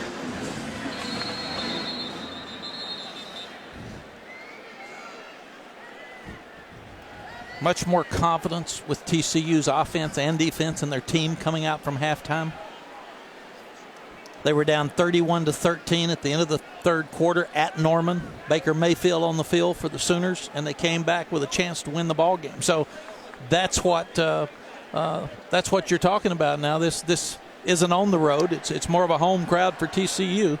But when you're TCU, you've been in this situation before with this quarterback. It's easy to sell them on guys. We can do this. And we're seeing them play with more confidence. Yeah, it is true. They have that experience from Norman. Now, Arion Springs, who is one of the Oregon players coming back to the state of Texas, one of the few coming back to his hometown. And good news for the Ducks is that he gets up and he'll walk off on his own, not looking 100%. Yeah, he's another really good football player from here in San Antonio that decided to leave the state. He's tough. He's smart. Really good player. Ducks have a history of bringing some talent from Texas to Eugene. They do. They've gone anywhere in the country since they've won so much the last few years. I think the headliner would be LaMichael James. Hand off to Green, who gets swarmed and dropped for a loss.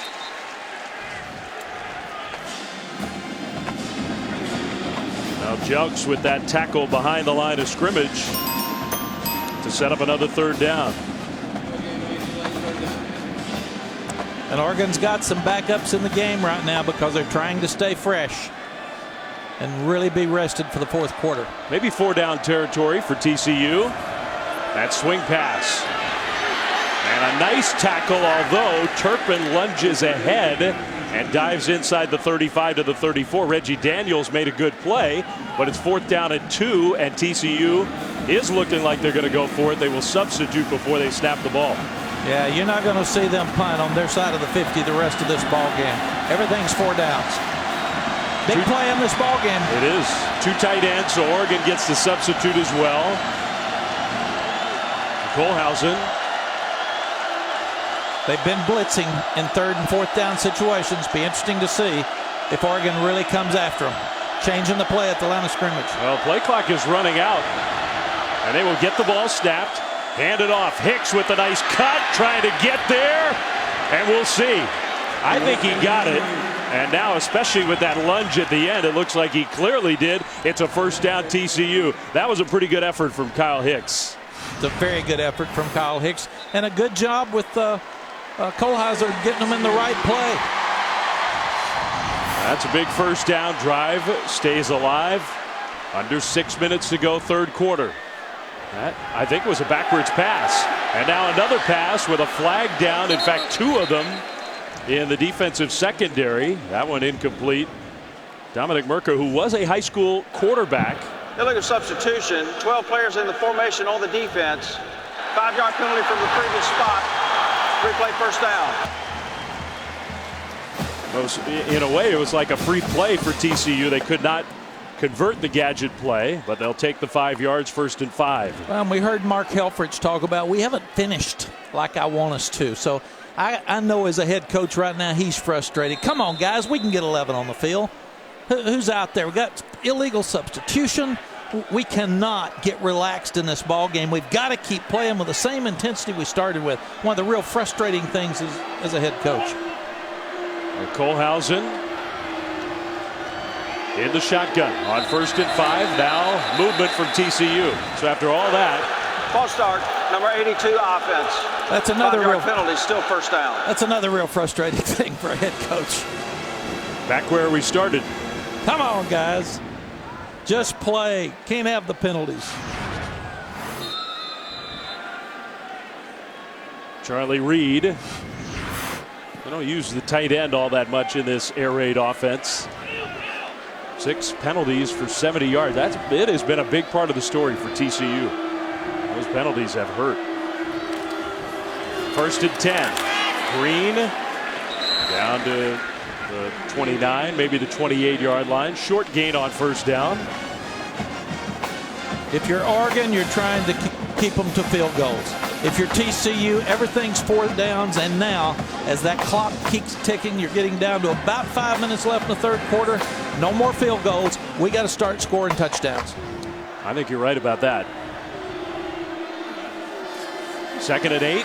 Play fake. More flags thrown toward that sideline, way over the head of the intended target, Nixon. Illegal formation. 5 players in the backfield. Offense. Penalties decline. 3rd down. Just alignment. 2 pre-snap penalties in a row. You've got to have the right spacing. You got to have enough guys on the line and off the line. Come on, guys. Don't lose your focus now. You got your tight end that jumps, and now you've got a receiver. Too many receivers in the backfield. Get lined up right. Give yourself a chance. It was 1st and 5 TCU on the move. Now it is 3rd and 8 after those back-to-back penalties. That second one declined. Kohlhausen steps up, throws on the move. Pass is caught. The receiver, though, had to come back for the ball. Made the catch at around the 25-yard line, Nixon. So that is stopped well short of a 1st down. We got another 4th down spot here. 4th down and a little longer. And I think you're right. No more field goals. Gary Patterson's thinking we got to go. Well, and Bram could have run for that 1st down. That's what he's saying. He's seen Trevon Boykin run for so many of those. Bram's a pretty good runner. So when you've got that opportunity to run, we're trying to make 1st downs and get in that end zone. I think it's a good point. He is not Boykin. We all know that. He does have some mobility. Now, there was a lot of room in front there. It cost TCU a 1st down. Run and hand it to the receiver. Run. 4th and 5 toward the end zone, and it's caught. Touchdown. Jalen Austin.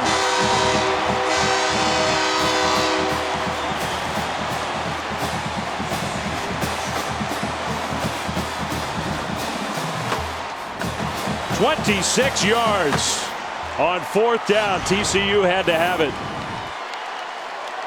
4-man rush, no pressure. Perfectly thrown ball to the outside. The inside receiver and the outside receiver got too close. But very, very good play. Good throw, but good play by Jalen Austin. Extra point up and good. Well, the feel of the game has certainly changed. And on a 4th down that TCU had to have, Kohlhausen to the true freshman Jalen Austin. The lead is 31-10 Oregon. Vernon Adams with TCU starting to finally eliminate some of the mistakes that they made throughout the first half.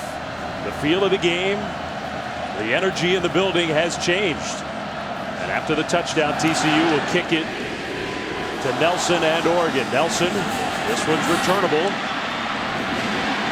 Nelson on his feet for how long? Not long. He's going down. Now the ball comes out at the end. I think he was down, although there's been no signal yet.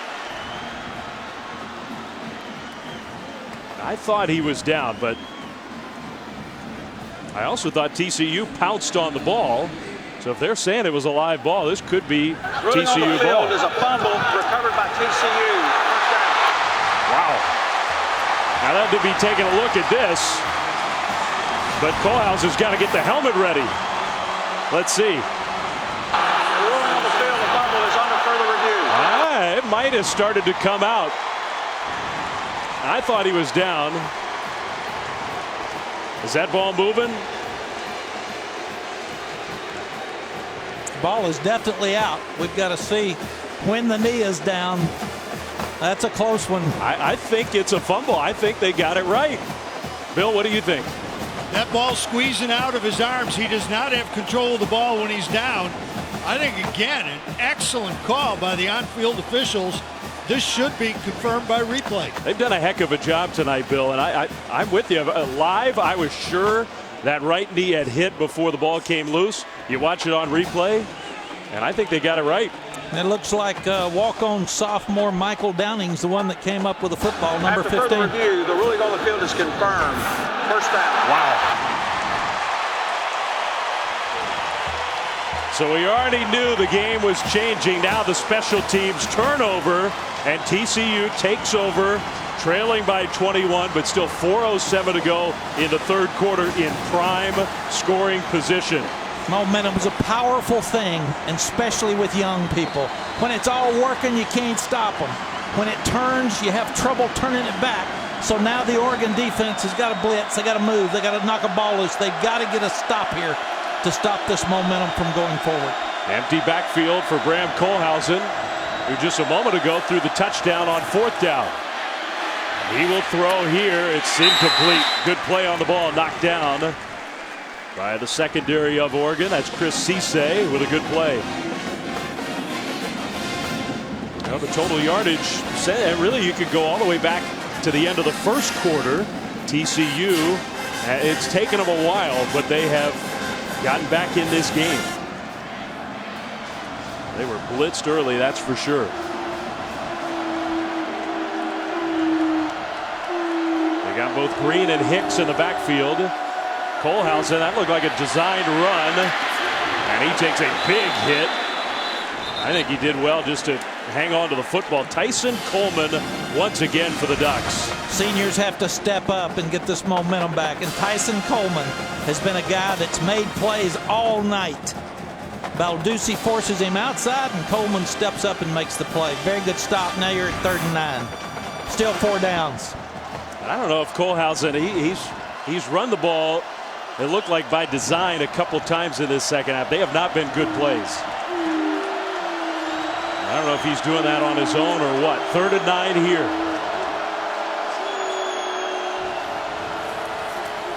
In the pocket. Kohlhausen. Now he will run. Kohlhausen dives and goes up and over. It is down at the 1. That was a pretty courageous play by the senior. He saw it unlike before. He sees he can run and get the first down. He tries to dive to get it in the end zone. He's probably unaware of where that stick is for the first down marker.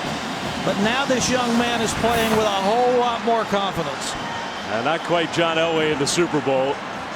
Kohlhausen tried to get there, and now he has to come out. He may have knocked himself out. Foster Sawyer, the redshirt freshman, now comes in, and I don't know if he got the wind knocked out of him or what. On first and goal, Turpin did not get there, stacked up by the Ducks. Yeah, that's supposed to be a speed sweep, so we're seeing Kohlhausen come back in. Timing wasn't very good. That one had to get outside. It got turned up inside for very little to no gain. All right, so now Foster Sawyer back to the sideline. Kohlhausen gathers himself and gets back in. You got 3 more downs to make a yard. No field goals left. And if they do punch it in, we got a ball game. Handoff. Stutter step. Close. Touchdown.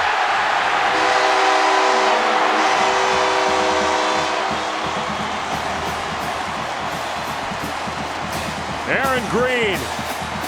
Mark Helfrich may be wondering, did he actually get in? And it was close. Let's see if we can tell. The ruling on the field of touchdown is under further review.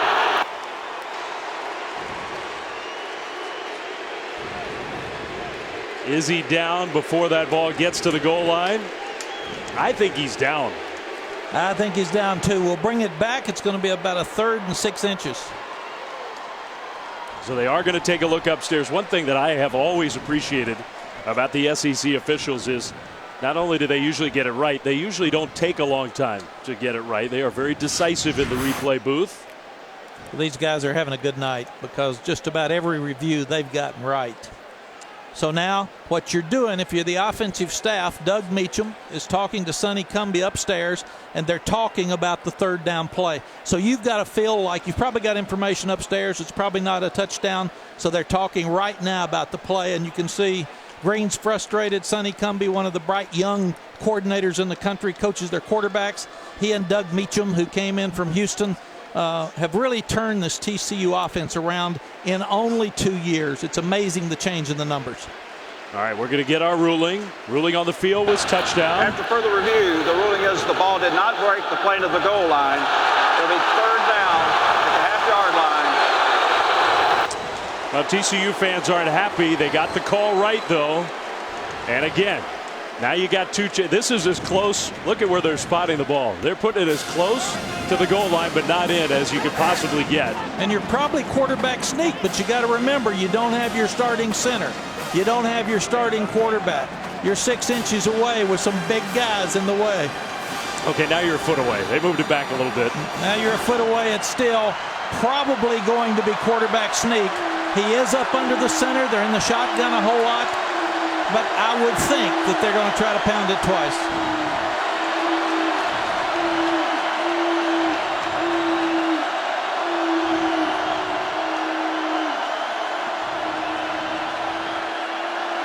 And they're going to have to burn a timeout. My goodness. And after all that and the delay of the review, you got time to think about the play call. And they can't get the play off. And that shifting, that motion, everybody was confused. And Gary Patterson, and you made a good point, Mac, because he has turned the reins over this offense. And it's been one of the big stories of this TCU program these last couple of years, how they totally changed their offensive philosophy. And he's been very trusting of his guys, but you could tell on that one he wasn't real happy with the offense. Well, no, and Doug Meacham won, but you got a backup quarterback that's played very little in as much pressure as he can possibly be under. So I'm not sure, probably one of the guys was not supposed to go in motion. I never like motion or shifting down around the goal line. Line up and run your play, because the odds are more that you'd screw it up, or somebody jumps, or somebody turns up too soon. Line up, run the quarterback sneak, get the ball in the end zone, kick your extra point, and we got a ball game. Yeah, part of the problem when you're down like this, those timeouts are so precious. And now we're back in the shotgun. 3rd and goal from the shotgun. Tight end in the backfield. Handoff. Green gets stuffed. In fact, he lost a yard, maybe more than that. Henry Mondu, Alex Balducci. You've got Bud Jones in the backfield. You tried to run the inside zone play. Very good penetration by the front from Oregon. They've got to make a stop here. Somebody got to step up at Oregon now and start making plays. Well, they are one play away from getting what would be a monumental stop. It's 4th and goal, and it's not the half-yard line. It's not the 1-yard line. They're back around the 2. Now you might move your quarterback, run an option, get something outside. Hicks behind. Play fake. Trying to throw. Now trying to run. Kohlhausen. Touchdown.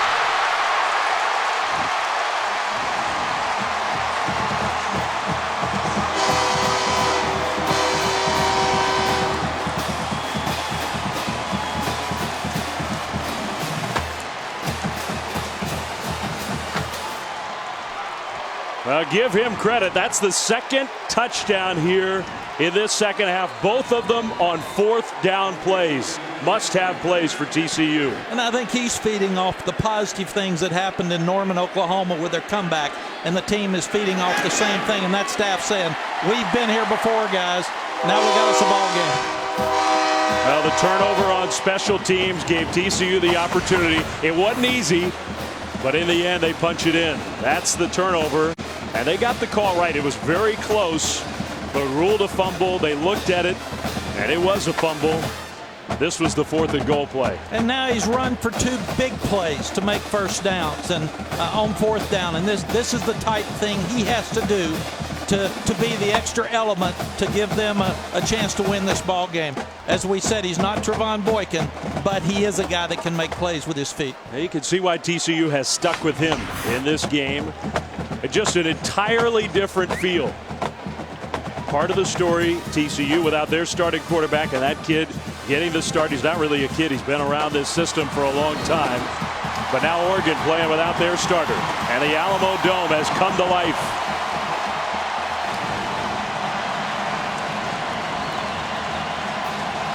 Fans woke up. I always thought the fans should wake up before the team does, but they always do afterwards. That one will be a touchback. While we have a moment, a quick check of the studio with Adnan Berg. All right, thanks, Adnan. Well, this one has gotten a lot closer, that's for sure, from 31-0 to 31-17. And the Ducks offense on the field back. They've hardly run any plays in the 3rd quarter. Interesting stat, 21 plays for Oregon the 1st quarter. 26 plays the 2nd quarter. In this 3rd quarter, they've only run 3 offensive plays. And they've got their backup in now. Jeff Lockie in the shotgun. Freeman with a big hole and a tough run outside the 30, close to the 31. He got 5.5. Your best players now have to step up and take the momentum back in this ball game. You can see Vernon Adams saying, let's go, play fast, get our momentum back. On 2nd down, Lockie hands it to Freeman again. Freeman will get close. It'll depend on the spot. I think forward progress. He got a 1st down. It is a 1st down, Oregon. A much needed 1st down for the Ducks. Much needed 1st down. And this will be the end of the quarter. But what a great 3rd quarter for TCU. They've turned it around. And now we got us a ball game for the 4th. All Oregon in the 1st half, all TCU in the 3rd quarter. We do have a ball game. On to the 4th in San Antonio. Oregon 31, TCU 17. 31-17 Oregon. Everything about this game has changed, including the wardrobe of TCU's head coach. Let's listen. Did you change outfits to change up the mojo in this game? Yeah, black wasn't working. Indeed it wasn't. If it were only that easy, right, Mac? Yeah, well, both these teams wear Nike gear, and Texas had enough Nike gear that I promise you, it's been the way they've played. They get the deep throw for a touchdown. You got Brown running in and diving and fighting for yards. You're knocking balls loose on special teams. But I think it goes back to Gary Patterson is a very confident head football coach. And at halftime, he said, it's not working, but we're okay. Keep playing. And that's kind of the smile he gave Allison coming back out on the field. I'll change clothes if that'll help. We need to change a bunch of stuff. Sometimes a little sense of humor can help.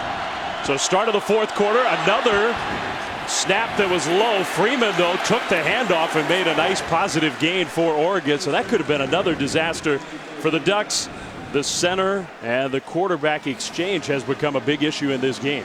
Yes, and you start looking at it, both are young players that haven't got a lot of experience, so they're going to give it to Freeman, and they're going to make the big guy carry the load here in the fourth quarter. Freeman spinning off tacklers, and he'll get the first down. Nice run for Royce Freeman. Down on the sideline, Allison Williams. That center quarterback exchange becoming an issue with both backups in at the position, so Oregon trying to go to a verbal cadence to help with communication here. And that gets tougher when you see the TCU fans getting back in it and the noise levels up. So he's going to the sideline, but now they're all still looking, but he's having to talk to the guys to get them lined up right. Noise could be a factor in the fourth. Again, Freeman gets the carry, and you figure they are going to want to ride him and try to figure out a way to win this game that they led 31-0 at halftime. Yeah, game plan just changed. It's called Freeman right, Freeman left, Freeman outside, Freeman inside. Well, for at least one play, he's out, and Benoit is in as the tailback. Slowing it down a little bit more, not going as fast. With this positive yardage on this drive, Oregon's up to 18 second-half yards. You think they miss Vernon Adams? That would be a yes. Benoit got drilled. Got a yard, maybe two. Derek Kindred with the big hit and the tackle, so now it's third down. Yeah, Derek's a very good football player and a leader for them. High school running back out of San Antonio himself. But those seniors for TCU have to step up because this is a huge third down. Huge. They trust Lockie to throw the ball. Benoit empties the backfield. Could be quarterback draw. Low snap on the turf. Was he down? Apparently not. And yes, he was. He was down. Oregon thinks it's got a touchdown, but his knee was down. Lockie, when he went to get that low snap. Quarterback recovers the ball with his knee on the ground. It's fourth down. Wow. What a huge turn that is. Once again, low snap. It bounced. Good call. In the heat of the moment, they got it right again. I mean, that happened fast. That low snap it's just happening over and over again with the backup center Doug Brenner. And Lockie, if he could have kept, I mean, he made a great throw to Darren Carrington, who took it all the way. Oh, and very good of Mark Helfrich to say, hey, keep your head up, pick it up, pick it up. He's that type coach. Very positive coach. He doesn't need to be beating that young man up when you got 12 minutes left to play. Fair catch from Turpin, who lets it go over his head, and it takes a great bounce for Oregon. It'll be down inside the 10 around the 7-yard line. So that is beautiful execution from Ian Wheeler, the punter. Timeout here in San Antonio. That was a game changer, that last play. And now the special teams pins TCU deep. They'll have it when we come back. ESPN on the ESPN app. And maybe they'll have some of the kind of drama that all of a sudden we have here in San Antonio, where that right there has changed the game. The center quarterback for Oregon has stalled their offense. TCU with all 17 since halftime, and now the play is blown dead. Another pre-snap penalty. False start. Number 28 offense. 5 yards or half the distance to the goal. Still first down. So even worse field position for TCU. There have been way too many of those for the Horned Frogs in this game. Can't do it. You can't have comebacks with those type penalties. They're backed up. This is a key part of the game. If you're Oregon, you've got more pass rushers in the game because you figure TCU is going to loosen it up, and you've got Prevost and Buckner in the game at the same time inside to get more pressure on the quarterback. Well, you're right. It is a chance here for the Oregon defense to make a big play. Play fake. Kohlhausen throws. Incomplete. He threw it behind his intended target, Porter. It's second down. And not only does TCU need to get it out of here because they don't want to give good field position to Oregon, but they can't have the turnover. And you're sitting now at second down and 15 because of the penalty. So you've got to be really smart. You're in a tough spot. You can't have a short punt. You can't have a block punt from the end zone. You don't need an interception. So critical series with an inexperienced quarterback. We're under 12 to go. Second and 13 from inside their own 5. Kohlhausen going to throw again. Good protection. That one is caught, it looks like. Yeah. That's a catch outside the 10 to the 14 by Sean Nixon.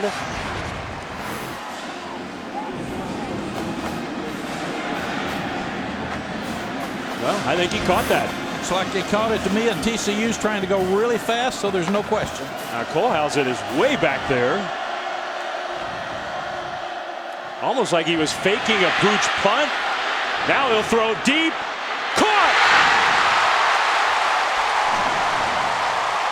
Aaron Green out near midfield, a gain of 36. How about that play? Yeah, it looked like he was faking the pooch punt. Had the tight end down the middle, and then he scrambles. He really could have run for it again, but he turns it and throws it upfield to his tailback, Aaron Green, local kid from Madison High School, for a first down. That is huge. Green's going to get the carry here. Nice burst, jumps over a tackler, and close to a first down. Not quite there. Yeah, Oregon had them in 1st and 15. They had an outstanding opportunity for somebody to step up and make a play, but they're not getting pressure on the quarterback. Quarterback's getting more confidence. Momentum's changed teams. You see him putting the older guys back in now. You got to have your starters out there. That's Balducci, who is hurting, so he'll make his way toward the sideline. We'll go down to the sideline to Allison. Guys, TCU's offense is doing this without another key player. Receiver Colby Listenby was taken into the locker room. He was carted off. They had been looking at his knee when he collapsed to the ground and was unable to get to the locker room on his own power. So another key part of this TCU offense missing. It's amazing. No Josh Dotson, no Deontay Gray, no two starting offensive linemen for TCU. The obvious, their starting quarterback, the All-American Trevon Boykin, and yet here they are. They're moving the ball. Yeah, these two head coaches to me have done as good a job coaching as anybody in the country. 3-3 at Oregon. Everybody's on poor Mark Helfrich. He turns it. Gary Patterson, who was coach of the year in about every area last year, to me has done a much better job of getting his team here with all the injuries. 2nd and short after Balducci left the game. Handoff Green. That's a first down. Just a couple yards, but good enough, and they will stop the clock just momentarily, as they do on the first down, to get the play set. And now it starts to roll again. TCU playing much faster than they did in the first half. Oregon's probably slowed it down. That was a fast snap. Green gets a couple.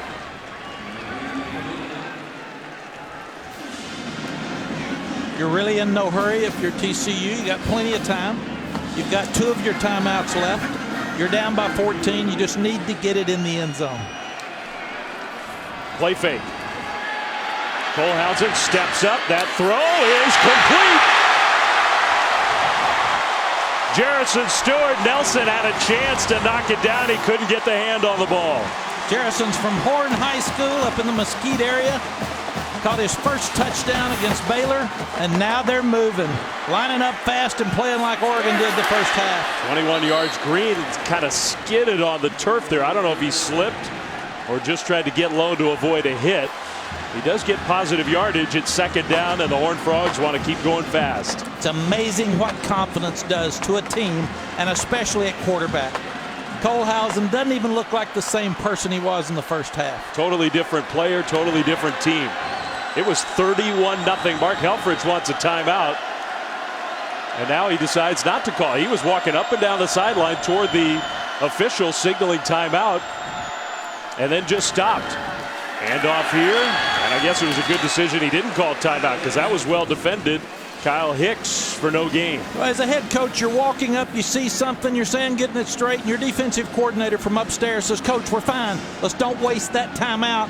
We may need it," as that clock starts kicking down. Now TCU is down 2 touchdowns here. It's 3rd and 8. Can you kick a field goal, or are we in a situation where you got to try to score the touchdown? You can kick, but you need the touchdown, so you got to get this down to a 4th and 2 or 3.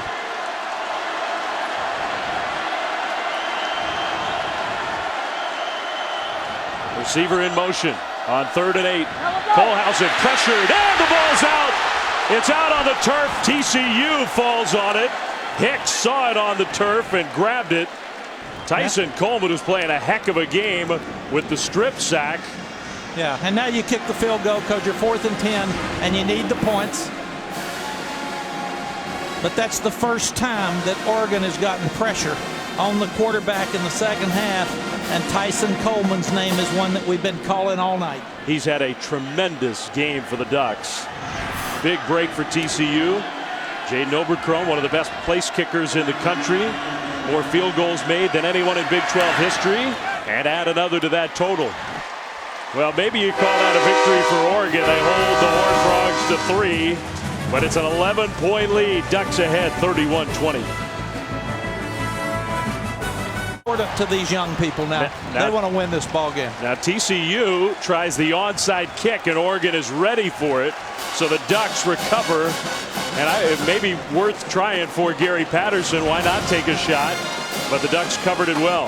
Yeah, he tried to surprise them, tried to come out fast, but he's got the momentum in the ball game, so he's trying everything he can. Oregon has only run 10 plays in the second half, 5 minutes and 25 seconds. TCU has had 37 plays.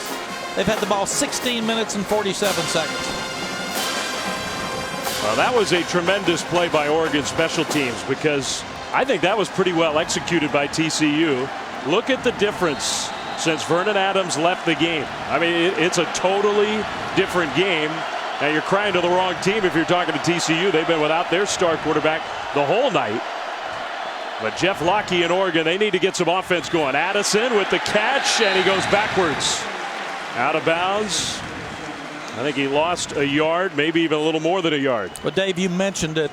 It was a great play by the special teams of Oregon. It was a surprise onside kick. There's still enough time left. You wouldn't have thought it. They ran up, they did it quickly. So what a great play by Oregon after momentum has changed. So now they got to turn this momentum back and finish this game. Under 7.5 to go. Freeman with the carry. Freeman lunges ahead. Inside the 45, close to the 42-yard line to set up third down again. And it will again get loud.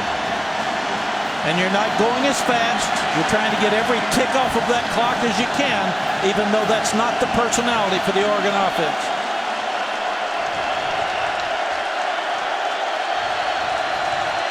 TCU may be coming with the blitz. Low snap again. Locke heaves it incomplete. They can't get the ball snapped.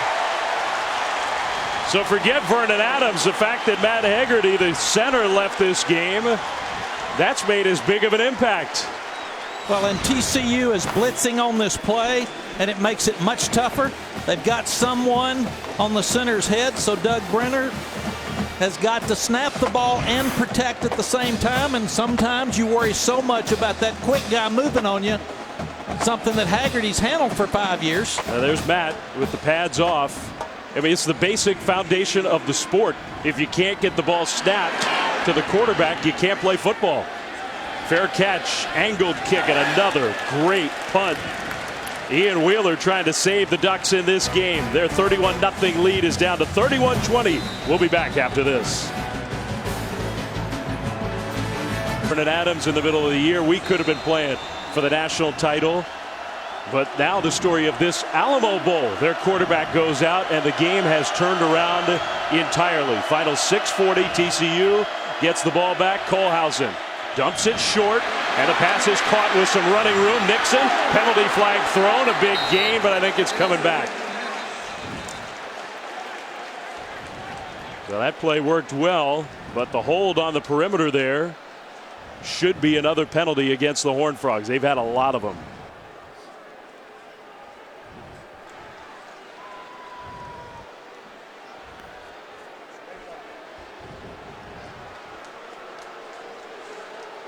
There is no foul for offensive pass interference. The pass is caught behind the line of scrimmage.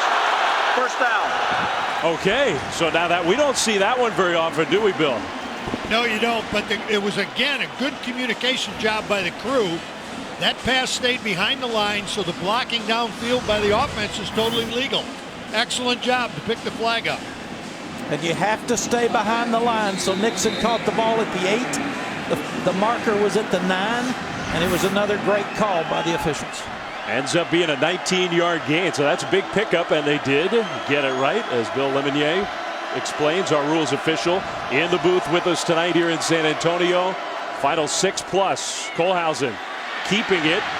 Kohlhausen with that ball sort of wobbling around there, takes a pretty big hit, but he hangs on to it, and now he's hurting a little bit.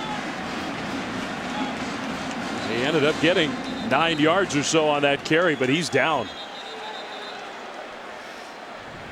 He has really helped this offense by running the ball.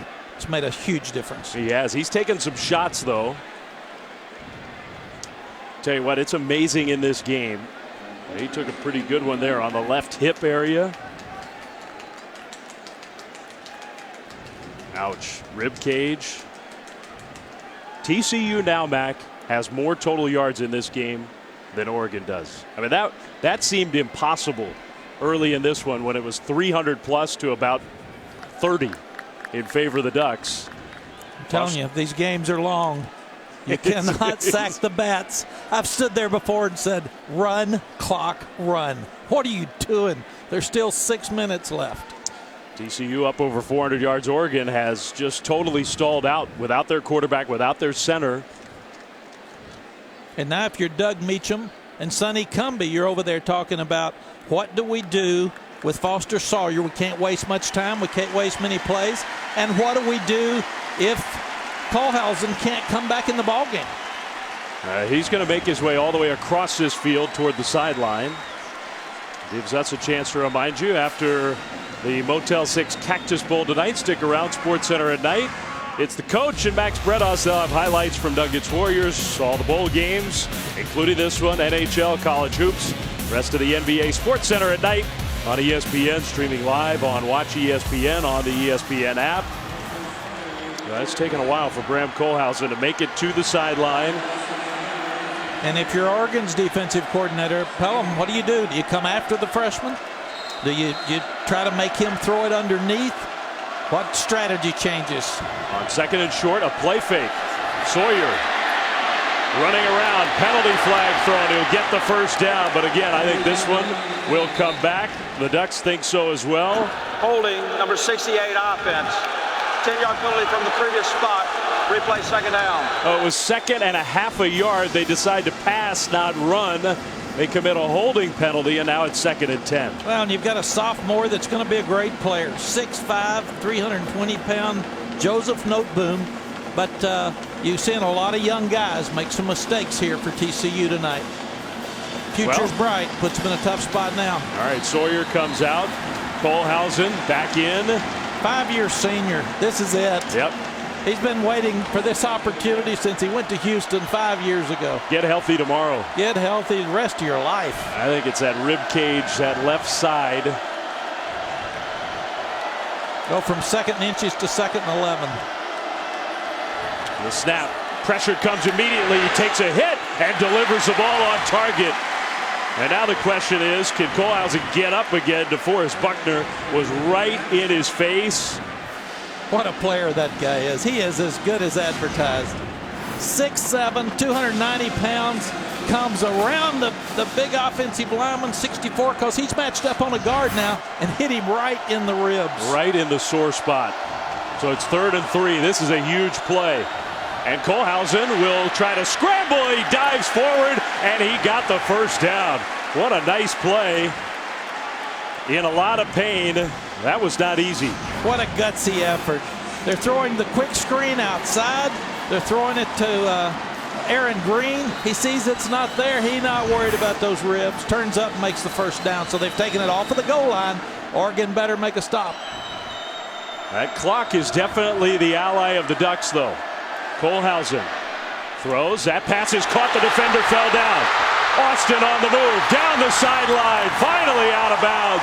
Inside the 35. Very good protection. 3-man rush. Dropping off. Defender falls. Now once Chris Cisse slipped, 29 yards all told for Jalen Austin. Now that chunk play helps. Clock starts to move again. We're approaching 4 minutes to go. If you're joining us late here in San Antonio, it was 31-0 Oregon. Kohlhausen wide open, receiver caught. Another TCU first down, Emmanuel Porter. First down will stop the clock. They're moving. And now the Oregon defense has been on the field so much they're tired. They're having trouble rushing the passer. So it's changed all of the momentum from the first half. They look exhausted. First and 10 TCU. Under 4 to play. Kohlhausen. Pressure comes toward the end zone. And a penalty flag thrown as the ball gets knocked away at Cisse, intended for Porter. Pass interference. Defense number 12. Penalties 15 yards from the previous spot. First down. 6-4 on 6-1. That's what you try to do. You get matched up one-on-one. And if you're going to get beat, maybe you might as well commit the penalty. Don't allow the touchdown. Make them earn it. No doubt. They're trying to still make TCU use as much clock as possible. Don Pelham's got to be wondering what is going on. His defense was playing well. It's one of the most helpless feelings as a coach in the world. You can't get them to make a play. So you got to stir them up. You got to blitz, but he's trying to use the clock. He's trying to keep them in front of them. And now TCU needs to score as quickly as they can. This is what Oregon usually does to teams. They wear them out over the course of a game. The way this second half has gone, TCU is wearing out the Oregon defense. Look at the time of possession since halftime. That is lopsided. Now it's almost like a wildcat. Direct snap to Green. He gets the block from the quarterback. And touchdown. Kohlhausen put the key block on. And now they'll go for 2.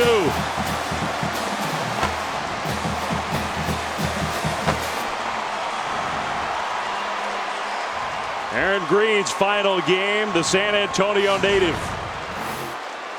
If you look at Kohlhausen, he leads on the quarterback sweep or the wildcat sweep, and he cuts the defender down like a big tree with those sore ribs and knocks it in the end zone. That's pretty remarkable.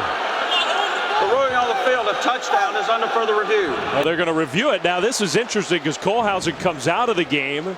Sawyer comes in for the 2-point. I mean, that would tell you that something's wrong with Kohlhausen, because why else would you take him out? Now, maybe this gives him a second to try to regroup. He's got blood everywhere. That's part of the problem. That's such a good job. He cuts Eddie Hurd, that's 6'3", 235-pound sophomore from Oakland, Colorado. Or California, Oakland, California. And he frees Aaron to get in the end zone. Got to be exciting for Aaron to score in a game like this at home. Madison High School. Now the TCU fans are on their feet and they are screaming. If you're Mark Helfrich, what do you do to try to get this thing turned? Now, first things first, did you think he got in? I did. I thought he did. They're taking a look to make sure. Bill, did you get a good look at it? Yeah, I think for a couple of reasons. Number one, if he gets the ball, he dives, he's airborne, he gets the ball over inside the pylon, we have a touchdown. After further review, the ruling on the field is confirmed. Touchdown. The second thing is if you hit the pylon, now you're going to get the goal line extended. So, excellent call again. Good confirmation by replay. Now, this is big.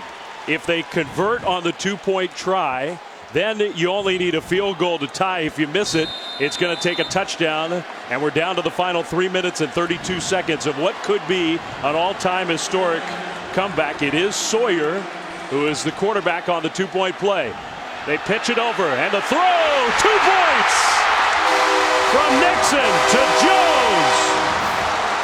How about it? How about it? We got a game with 3:32 left. You can't ever sack the bags and go home early, Dave. You got to play. It was 31-0, and plays like this have TCU right in it. We'll be back after this. Half because of him, they didn't in the first half. The biggest comeback in bowl history, Texas Tech over Minnesota back in 2006, 31 points. Tonight, it was 31-0 Oregon. Now, the Ducks still lead this game, despite everything that's happened. But the lead is down to 31-28 with 3:32 to go. TCU has had to burn 1 timeout in this second half. Possibility of an onside kick, no. It's more like a pooch kick. Addison over the shoulder, bobbled it. That's a live ball. Addison will get to that corner and did well just to get back to the 9. And you don't onside kick there. You've got 3 minutes and 20-something seconds left. You kick it deep and try to pin them now because a field goal ties it. Man. So everything was going right for the Ducks. Now nothing going right. Oregon's in a front to be prepared to stop the onside kick.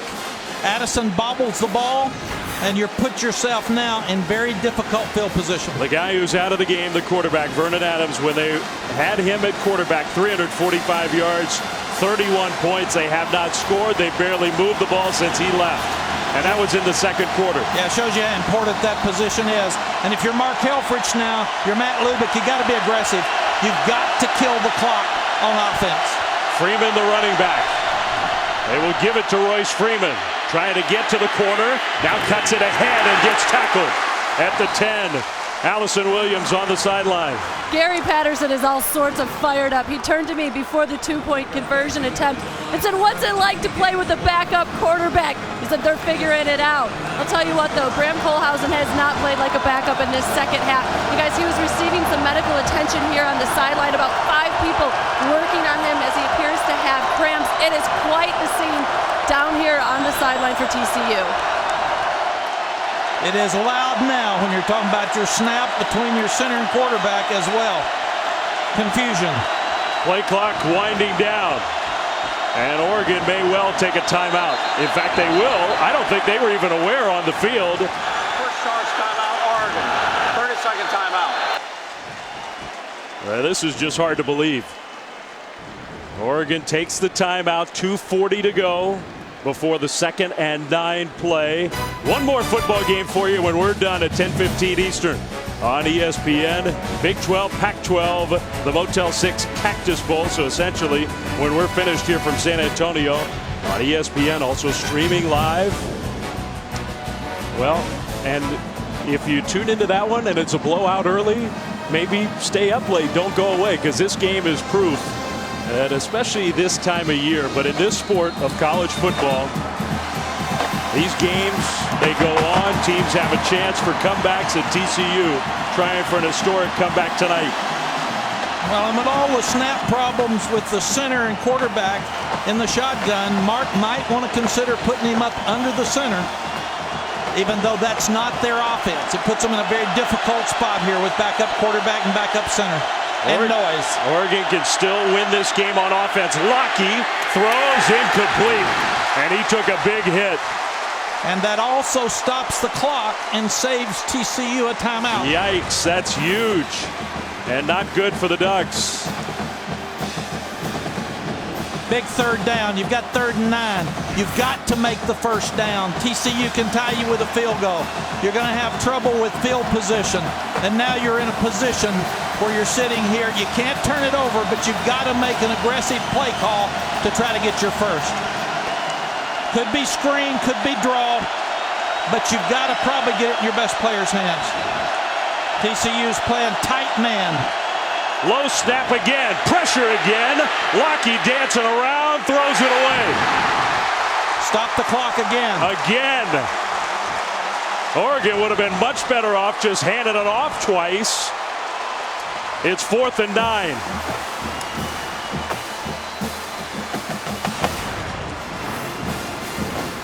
Really good job, man-to-man, pressing them, pressure on the quarterback. You've got one of the best pass rushers in Caraway that's got 9 sacks for the year that just ran right by him, but he had to throw it out of bounds. Now remember, Mac, TCU has already blocked a punt in this game. It turned into a positive play somehow for the Ducks. Or you punt it to Turpin, who runs 10-2.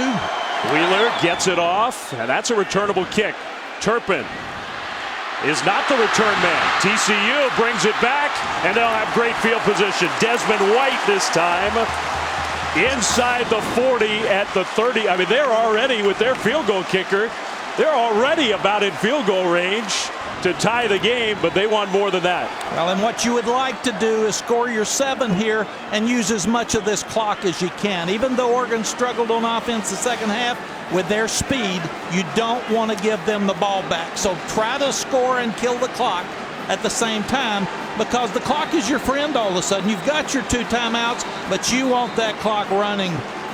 You don't want extra time left on the clock. I think they'll take the score any way they can get it. Post-game trophy ceremony presented by Capital One following our game over on ESPN 3. No matter which way this ends up, it could be a pretty interesting trophy ceremony. It was 31-0. Now TCU has the ball back with 2:17 to go into Oregon territory already. And even with those cramps, Bram Kohlhausen, who has played such a great second half, is back in the game.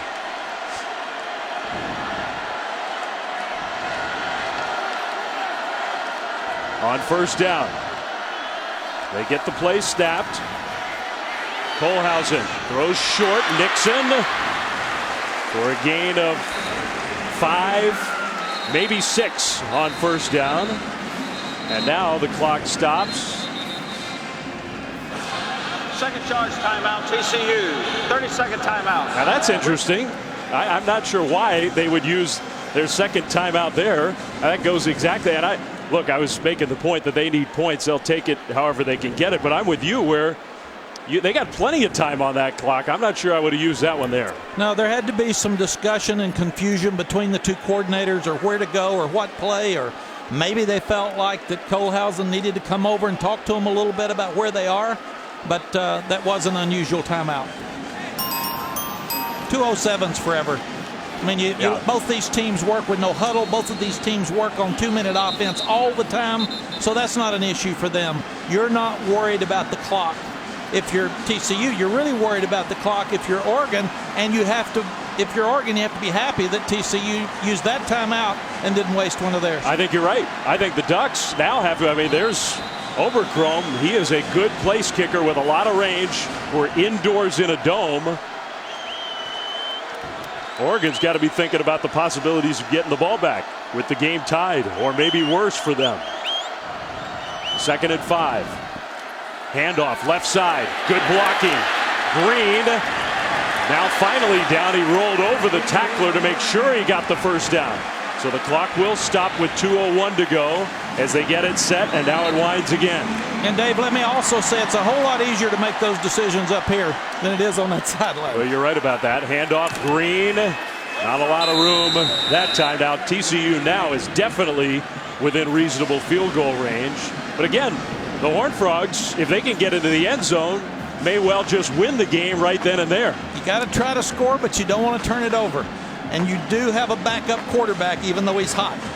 So you got to be smart, but 7 points puts it away, most likely. Gary Patterson trying to towel off. It's been a stressful night. He's not going to change that shirt again, I can tell you that. No matter how much he sweats. Handoff again. Green, nice cut. And Green gets the first down. Now you start looking at the clock a little bit because you've only got 1 timeout left. Well, you can't let there be chaos at the end where you're trying for a gimme field goal to tie the game. You want to take a shot at the end zone, but you're right. You have to consider that as we approach a minute to go. Another handoff. Green, ankle tackle. He had some room in front. That clock continues to wind. They could get a first down just inside the 5-yard line. And Dave, let me say, in the 09 conference championship game, I did get it down to 1 second. So you don't want to get it down to the end. Under a minute to play. Another handoff. Squirting through. Spin move. Green. And I think he got there. It's real close. With the clock still moving. Now they haven't stopped it. They have not said. Now they will stop the clock. Yeah, you got to get that clock stopped. They're saying no first down.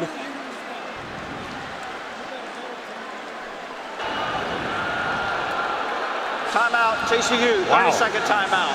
Set the game clock to 28 seconds, please. 28 seconds. So they put the clock back to 28. But now, and here's the scenario you're talking about, Mac. Because with 28 seconds to go, you don't have a timeout.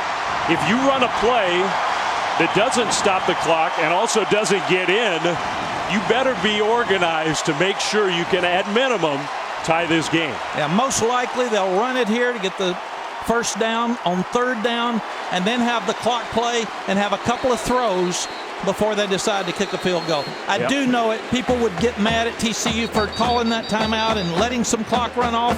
It's very difficult if you're not sure whether it's a first down or not. So as a coach, you're trying to find the official. Are they going to stop the clock? Can we spike it? I don't know. I can't see an official, and people are going crazy. So that's when the clock's running down. Happened to me in the Nebraska game. You end up just saying, okay, timeout. Let's get our heads straight here, and let's know what we've got. No surprises. If TCU finds a way, this would match the biggest comeback win in bowl history. They were down 31-0 at halftime. Now down 3 with 28 seconds to go. It is third down, 3rd and 1. Kohlhausen rolling right, looking for the end zone. Instead, he'll throw it away. And now on 4th down, I think you're forced to just kick and tie the game. Tie it and figure you'll go into overtime. And you mapped out a course of action. If you run the ball, the clock stops to place it after that first down. You can kill the clock with a spike and have a couple of shots at the end zone even without a timeout. They didn't choose to do that. Now Oberkrom's got to knock it through on what is close to an extra point to tie the game. You could fake it and make it really exciting. It would be exciting. He's right in the middle. He'll see him kick a field goal. Kick is good. And they've come all the way back. From 31-0 to 31-31. And for the Oregon defense, considering the starting field position, maybe you could take something positive out of that, because it looked like TCU was just going to go right in and win the game. That's a huge plus for the Oregon defense. I think you give them credit for stepping up, because they're going to lose the ball game if they just give into it. And this is a veteran defense with a lot of seniors that stepped up and said, Well, you think it matters to that guy and the rest of those veteran guys that you're talking about on both sides?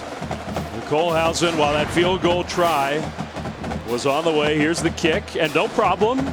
No penetration. Very good kick up inside. But even though we thought it was automatic, he couldn't watch. I've done a few of those. I've said a few, please, Lord.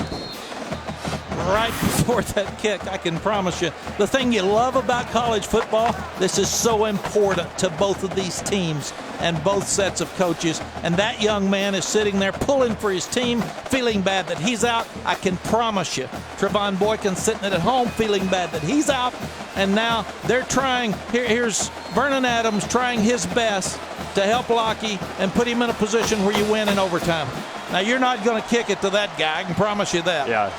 This is going to be a squib to try to get it to a big guy. Well, they kick it deep. Nelson, I mean, this is returnable for a very dangerous guy. Nelson to the 20, out into the open, stays on balance to the 40. Nelson finally dragged down. Why do you do that with 9 seconds to go and 2 timeouts? Oregon can throw a pass down the field, use a timeout, and try to win it with a kick.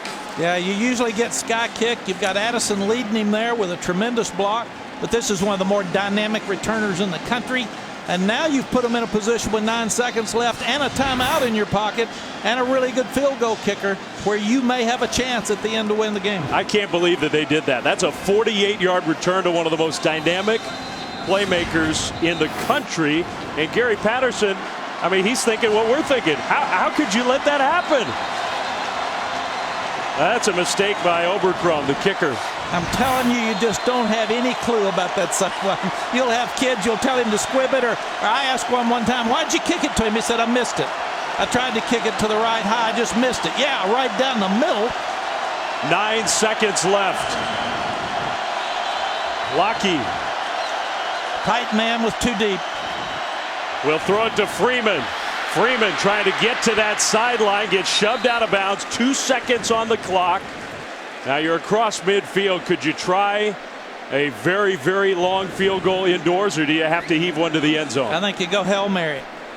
Long field goals we've seen get blocked and run back for touchdowns. So Florida State against Georgia Tech this year. Alabama and Auburn a couple of years ago. Those long field goals have low trajectory, and they can be blocked and headed the other way fast. They'll try to get this one in the end zone. Well, likely the final play of regulation. Pressure immediately, and they won't even get a throw off.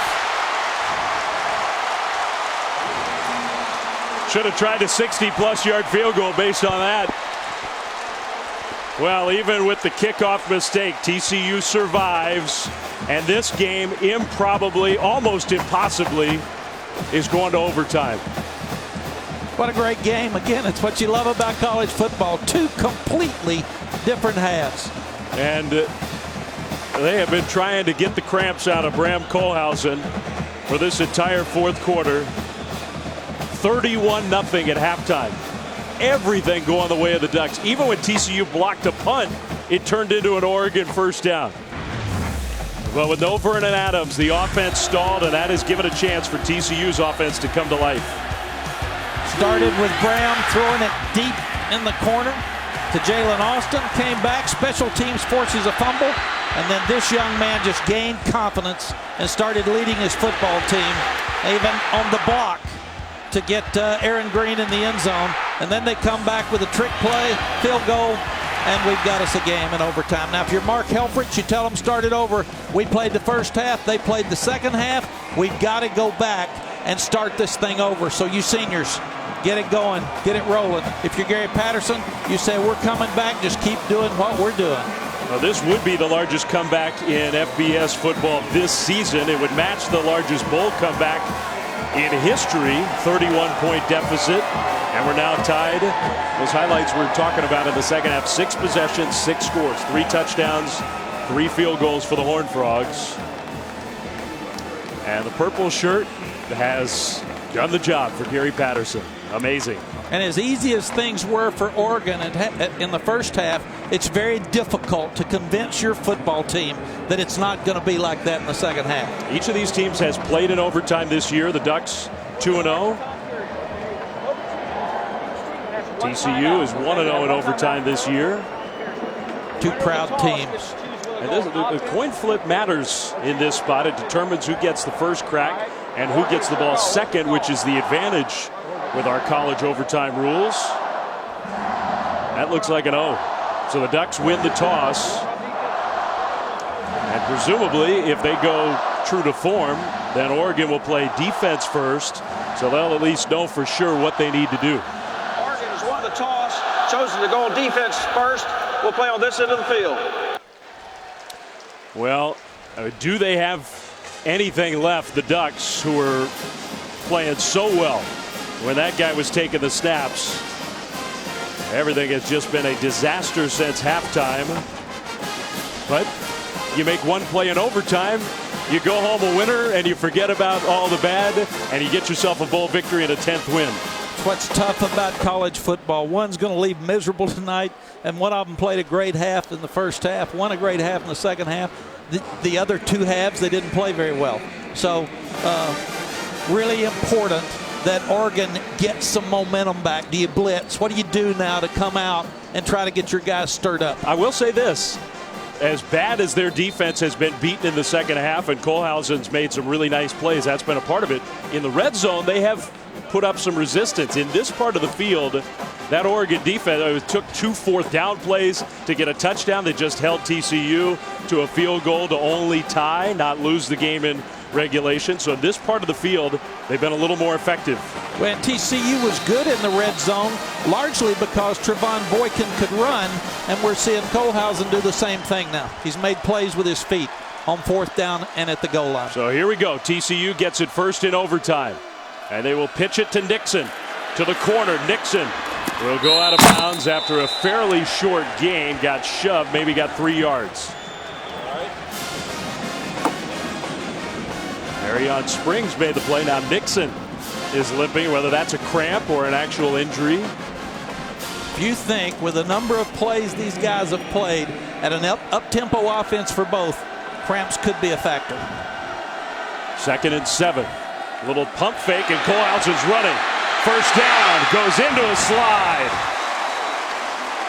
And if you're Oregon's defense, you would not think the guy that's been out of the game with cramps would be running a quarterback draw. That's exactly what it was. He faked the screen to the right to get the tired front from Oregon to sniff the screen a little bit, and he turns it up for the first down. Now, it looks to me like they've spotted the ball just, and it may not matter, but just behind that 10-yard line.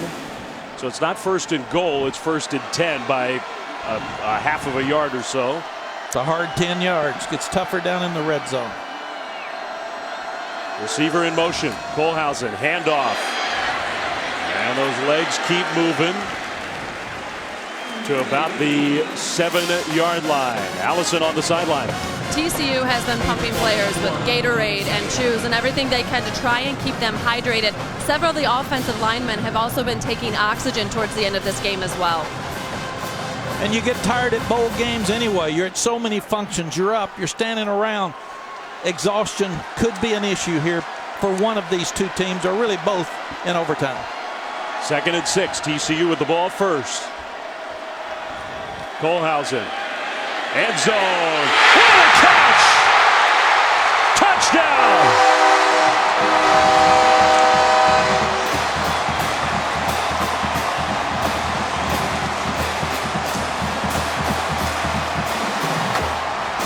Emmanuel Porter, and that was a heck of a catch.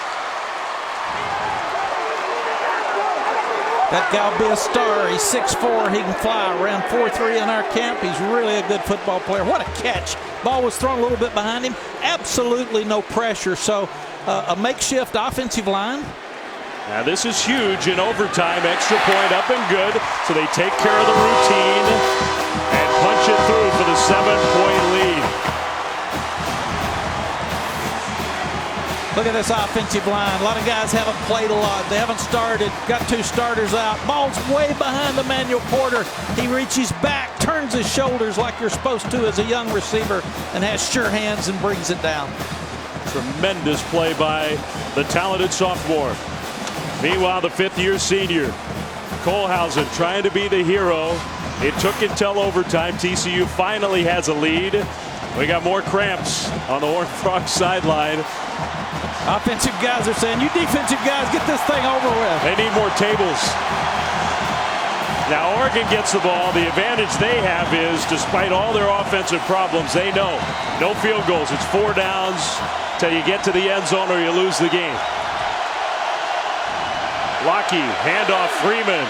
And Freeman lowers those shoulders. Gets 5 yards down to the 20. And Jeff, Lockey's experiences as a player haven't been as good as Kohlhausen's, because Kohlhausen did win on the road. It hadn't been as smooth for Jeff. Yeah, it hasn't been in this game, that's for sure. Since Adams left, they haven't scored. They have 52 total yards. Their longest play and a half is 8 yards. That confusion, it's really loud. You got Nelson in the backfield. Yeah, they're just trying to get lined up. Freeman now motions. Fake it to him. Lockey pressured. Got away once. Not that time. And we've got to remember, they've got 4 downs, no field goals. So everything is 4 downs, and it's really hard to stop somebody when you got 4 opportunities to make a first. So they're 3rd down and 4 with 2 opportunities to make the first.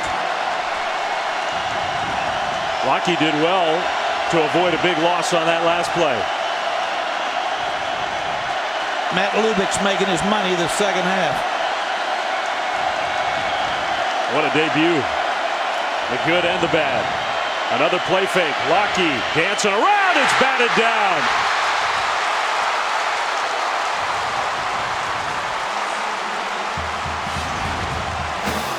They had unbalance into the boundary. He was pumping, looking like a screen, trying to go deep. TCU did a great job of staying back.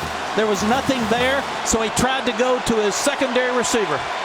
And now it comes down to this. 1 play to win the game.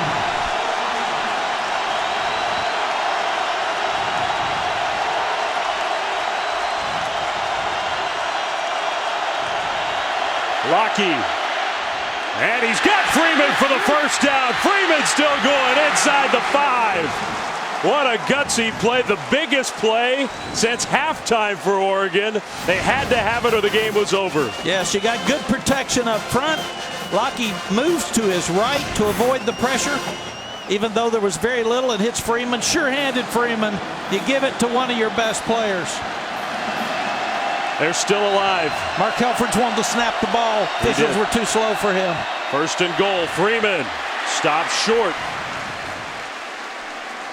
But now you figure you don't have to lean on your quarterback. You can just ride that guy, one of the best running backs in the country.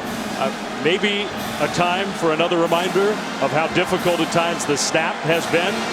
If you don't go under center, you risk that low snap and a negative yardage play when you're so close to the goal line. And you're probably not going to use a lot of motion or shifting just at the center, but here we come in motion.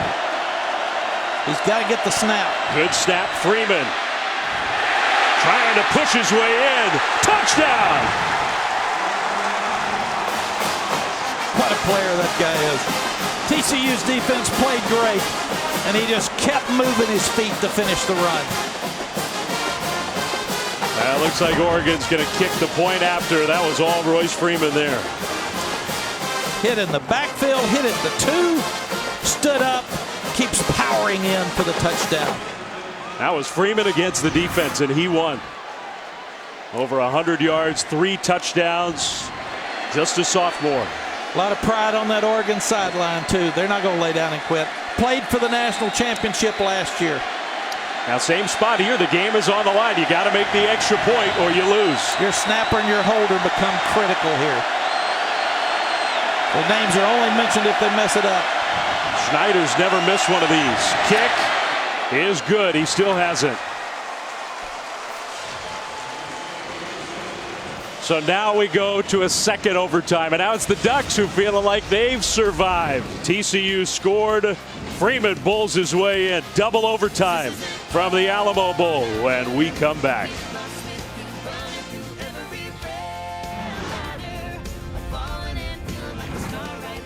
Very important to know. He stopped in the backfield. Pasaric, number 76, can push him in the end zone. That rule's been changed. You can't pull him in, but you can push him in. So that's a legal play by Oregon. Just in case there was any doubt, on a crazy night in San Antonio, the Valero Alamo Bowl looked like a blowout, looked like no drama. At halftime, it was 31-0 Oregon. And yet when Vernon Adams, who's got the headset on, left the game, the whole game changed. And give TCU credit with their backup quarterback. They have found plenty of offense since halftime. Now double overtime and roles reverse. Oregon, who just scored to keep the game going, they get the ball first this time. We've switched ends. And Jeff Locke and company, they got to do it again. A low snap taken cleanly. Toward the end zone, incomplete. Carrington was there, and he just could not quite get to the ball. He was wide open. Very aggressive call and great call by Matt Lubick. He had him wide open. He really had time, just a little bit too far. And they got the good matchup. They had a really good receiver matched up on an inside guy. So now Oregon brings Benoit in the backfield. But they hand it off to Nelson. Nelson goes down. I don't think he even got back to the line of scrimmage. He lost a few inches. We haven't seen Royce Freeman, who got that touchdown. Traven Howard's had a really good game. Impact player early. Sophomore. Runs better than 4.6 in the 40. Made a lot of plays around that line of scrimmage the second half. Where is number 21? I see him on the sideline now. Not in the game. Locke on third down. A screen type play. Addison! And TCU read it perfectly. Denzel Johnson. Now the Ducks. They got no choice. They got to try a field goal, which will not be automatic. Denzel Johnson from Gainesville, Texas, had 10 tackles against Baylor. So he's been in this type game before. Played at a high level. Aiden Schneider, who has set his career long for a field goal in this game already. This one will be 44 yards. Second overtime. Good snap. Kick kind of wobbles, but it's perfect. That didn't look real pretty, but the Ducks will take it. So they score first, and now their defense, if somehow you get a stop, you get a turnover, a missed field goal, Oregon can win the game. The pressure shifts back to that guy. And they're all exhausted right now. They're just playing on energy and excitement. And I will say, Dave, I've had them go through sideways. I've had them go through oblong. I've had them go through end over end. They all count 3 as long as they go through. And we don't know. Maybe Royce Freeman wasn't healthy. It was unusual, though, that for 3 plays before that field goal try, we never saw their star, the guy who got them in the end zone to keep the game going in the first place. But now a guy like Buckner's got to step up. See Phil Knight, one of the great guys around sports. He's got the look that so many Oregon fans have. What in the heck has happened tonight? And yet still the Ducks have a chance to win this game right here. Like you said, 1 turnover, blocked field goal, missed field goal, Oregon wins. 1 missed tackle, TCU wins. Kohlhausen and the TCU offense on the field, passing with some pressure coming, and that throw was high. He had his man open over the middle. That was Tony James, but it's incomplete. Had a lot of pressure in his face, forced him to throw high. Good pressure inside. Man-to-man coverage. They ran the rub route that picked him. They had it wide open, but the pressure is right in his face, and he had to step back and throw it off his back foot and just let it go too high. Good pressure up front by Oregon's defense. And now it's 2nd and 10. Oregon has gone first here in double overtime, and they kicked a field goal. A touchdown wins it. Play clock under 5. They get it snapped, and the running back was not in the right spot. So toward the end zone, jump ball incomplete, knocked away. Now that play was not working from the start, and now another cramp for Porter, who made that spectacular touchdown in the first overtime. We saw him hobble to the sideline then to try to get the cramp worked out. It's back. Yeah, a lot of confusion before the play. The ball was thrown up high. They expected him to jump up and have a chance, but really good sophomore Tyree Robinson for Oregon stepped up and made a really good play. Yep, good coverage. So now it's 3rd and 10. You don't want to sack and get out of field goal range either. You are right. Oregon looks like they might bring some pressure. They're coming after him. They do, and they get there. Kohlhausen dumps it off. It is a tackle behind the line of scrimmage. That is a loss by Charles Nelson. Guess who? Charles Nelson again. He just keeps showing up all over the place. So now this will be a long field goal to try to get us to a 3rd overtime. They blitzed them. They had man outside. You can see Charles Nelson from safety comes and tackles Kyle Hicks in the open field. Really good tackle. Well, Oberkrum, he's got great range. He's been one of the best kickers in Big 12 history. This is no gimme, though. Got big, tall guys up inside for Oregon. From about 46, the kick is good. And we go on. What a game. Is there another purple shirt for Gary Patterson? He's not changing, let me tell you that. Kids are exhausted. They are playing their hearts out. On to a 3rd overtime. A game that was 31-0 is now 41-41. 2 clutch kicks and the 3rd overtime when we come back. Oregon had the lead. Looked like they were going to cruise the last triple overtime bowl game. You got to go back to the Orange Bowl in 2006. But here we are in San Antonio now. The important distinction, if a team scores a touchdown in 3rd overtime, you have to go for 2. You can't kick the extra point. TCU has it first. Green carry, big hole. Green will get brought down. Nelson, another big tackle for the Ducks. It is a 1st down TCU, but that saved a touchdown. Charles Nelson again. Let's go back and remember, Dave, TCU ranked 2nd in preseason. Oregon ranked 7th. These are 2 of the best teams in the country that have overcome so much adversity to get this thing into overtime. Whole different quarterback situation than we thought we'd have preseason or even pregame. In Oregon's case, handoff. Green again, trying to bounce it, and he'll stutter step forward to the 8. Make sure you take care of the football. Put both hands over it. Remember, Oregon have a turnover. Oregon had the crazy game in Tempe earlier this year, which was just insane. Now they had Vernon Adams, but they have experience in games like this that are just going on and on and on. And TCU trying to keep this one going on. 2nd and 5 in the 3rd overtime. Kohlhausen, almost like an option style play. He'll turn the corner. Touchdown.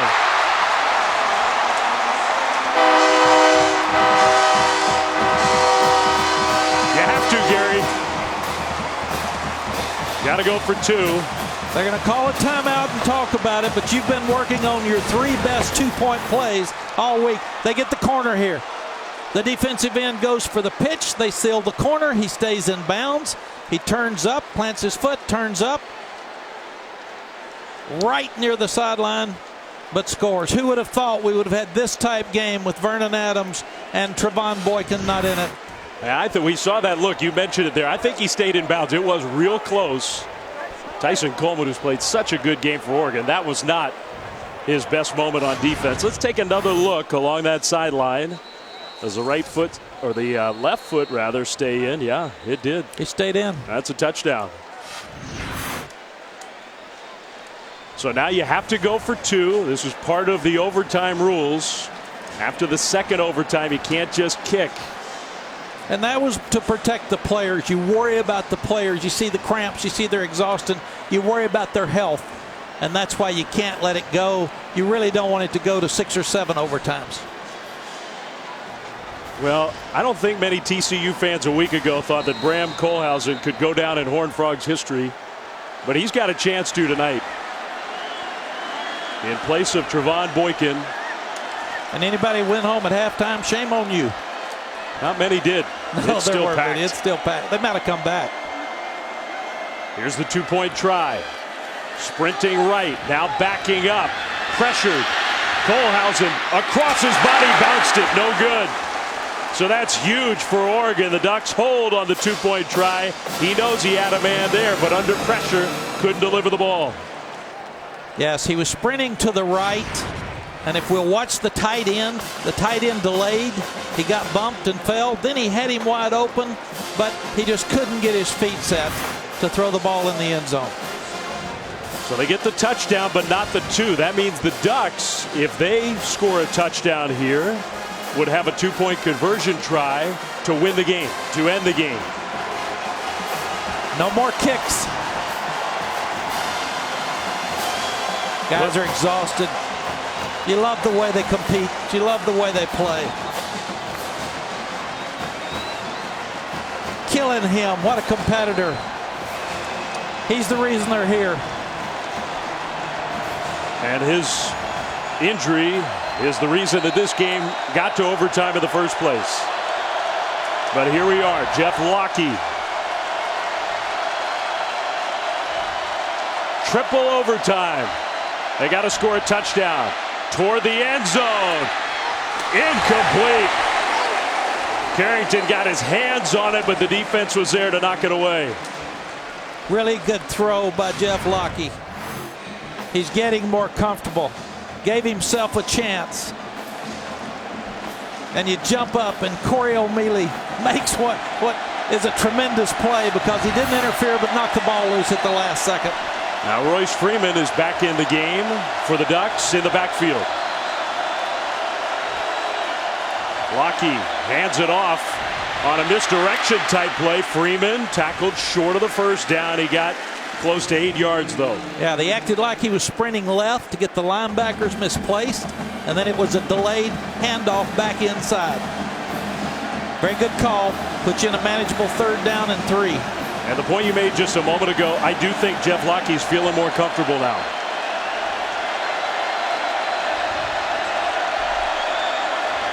Low snap, it's on the turf. And Oregon's lucky they get at least one more play. Ty Summers came crashing in. It's just been a problem all game long since Doug Brenner had to come in at center. And that one might be on Locke. Probably looking up, inexperienced. Ty Summers comes in, a local young man from Reagan High School. Here we go. Oregon already faced one of these. Another must get. They need 8 to keep the game going. At low snap, Locke pressured, stepping up. Locke throws, incomplete.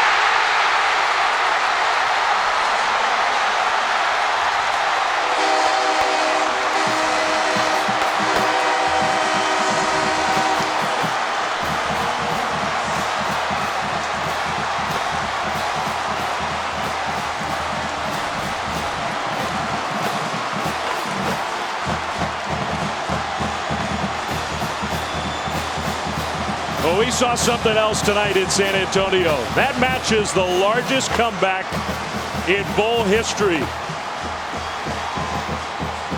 It was 31-0, and TCU wins 47-41 with the victorious coach. Here's Allison Williams.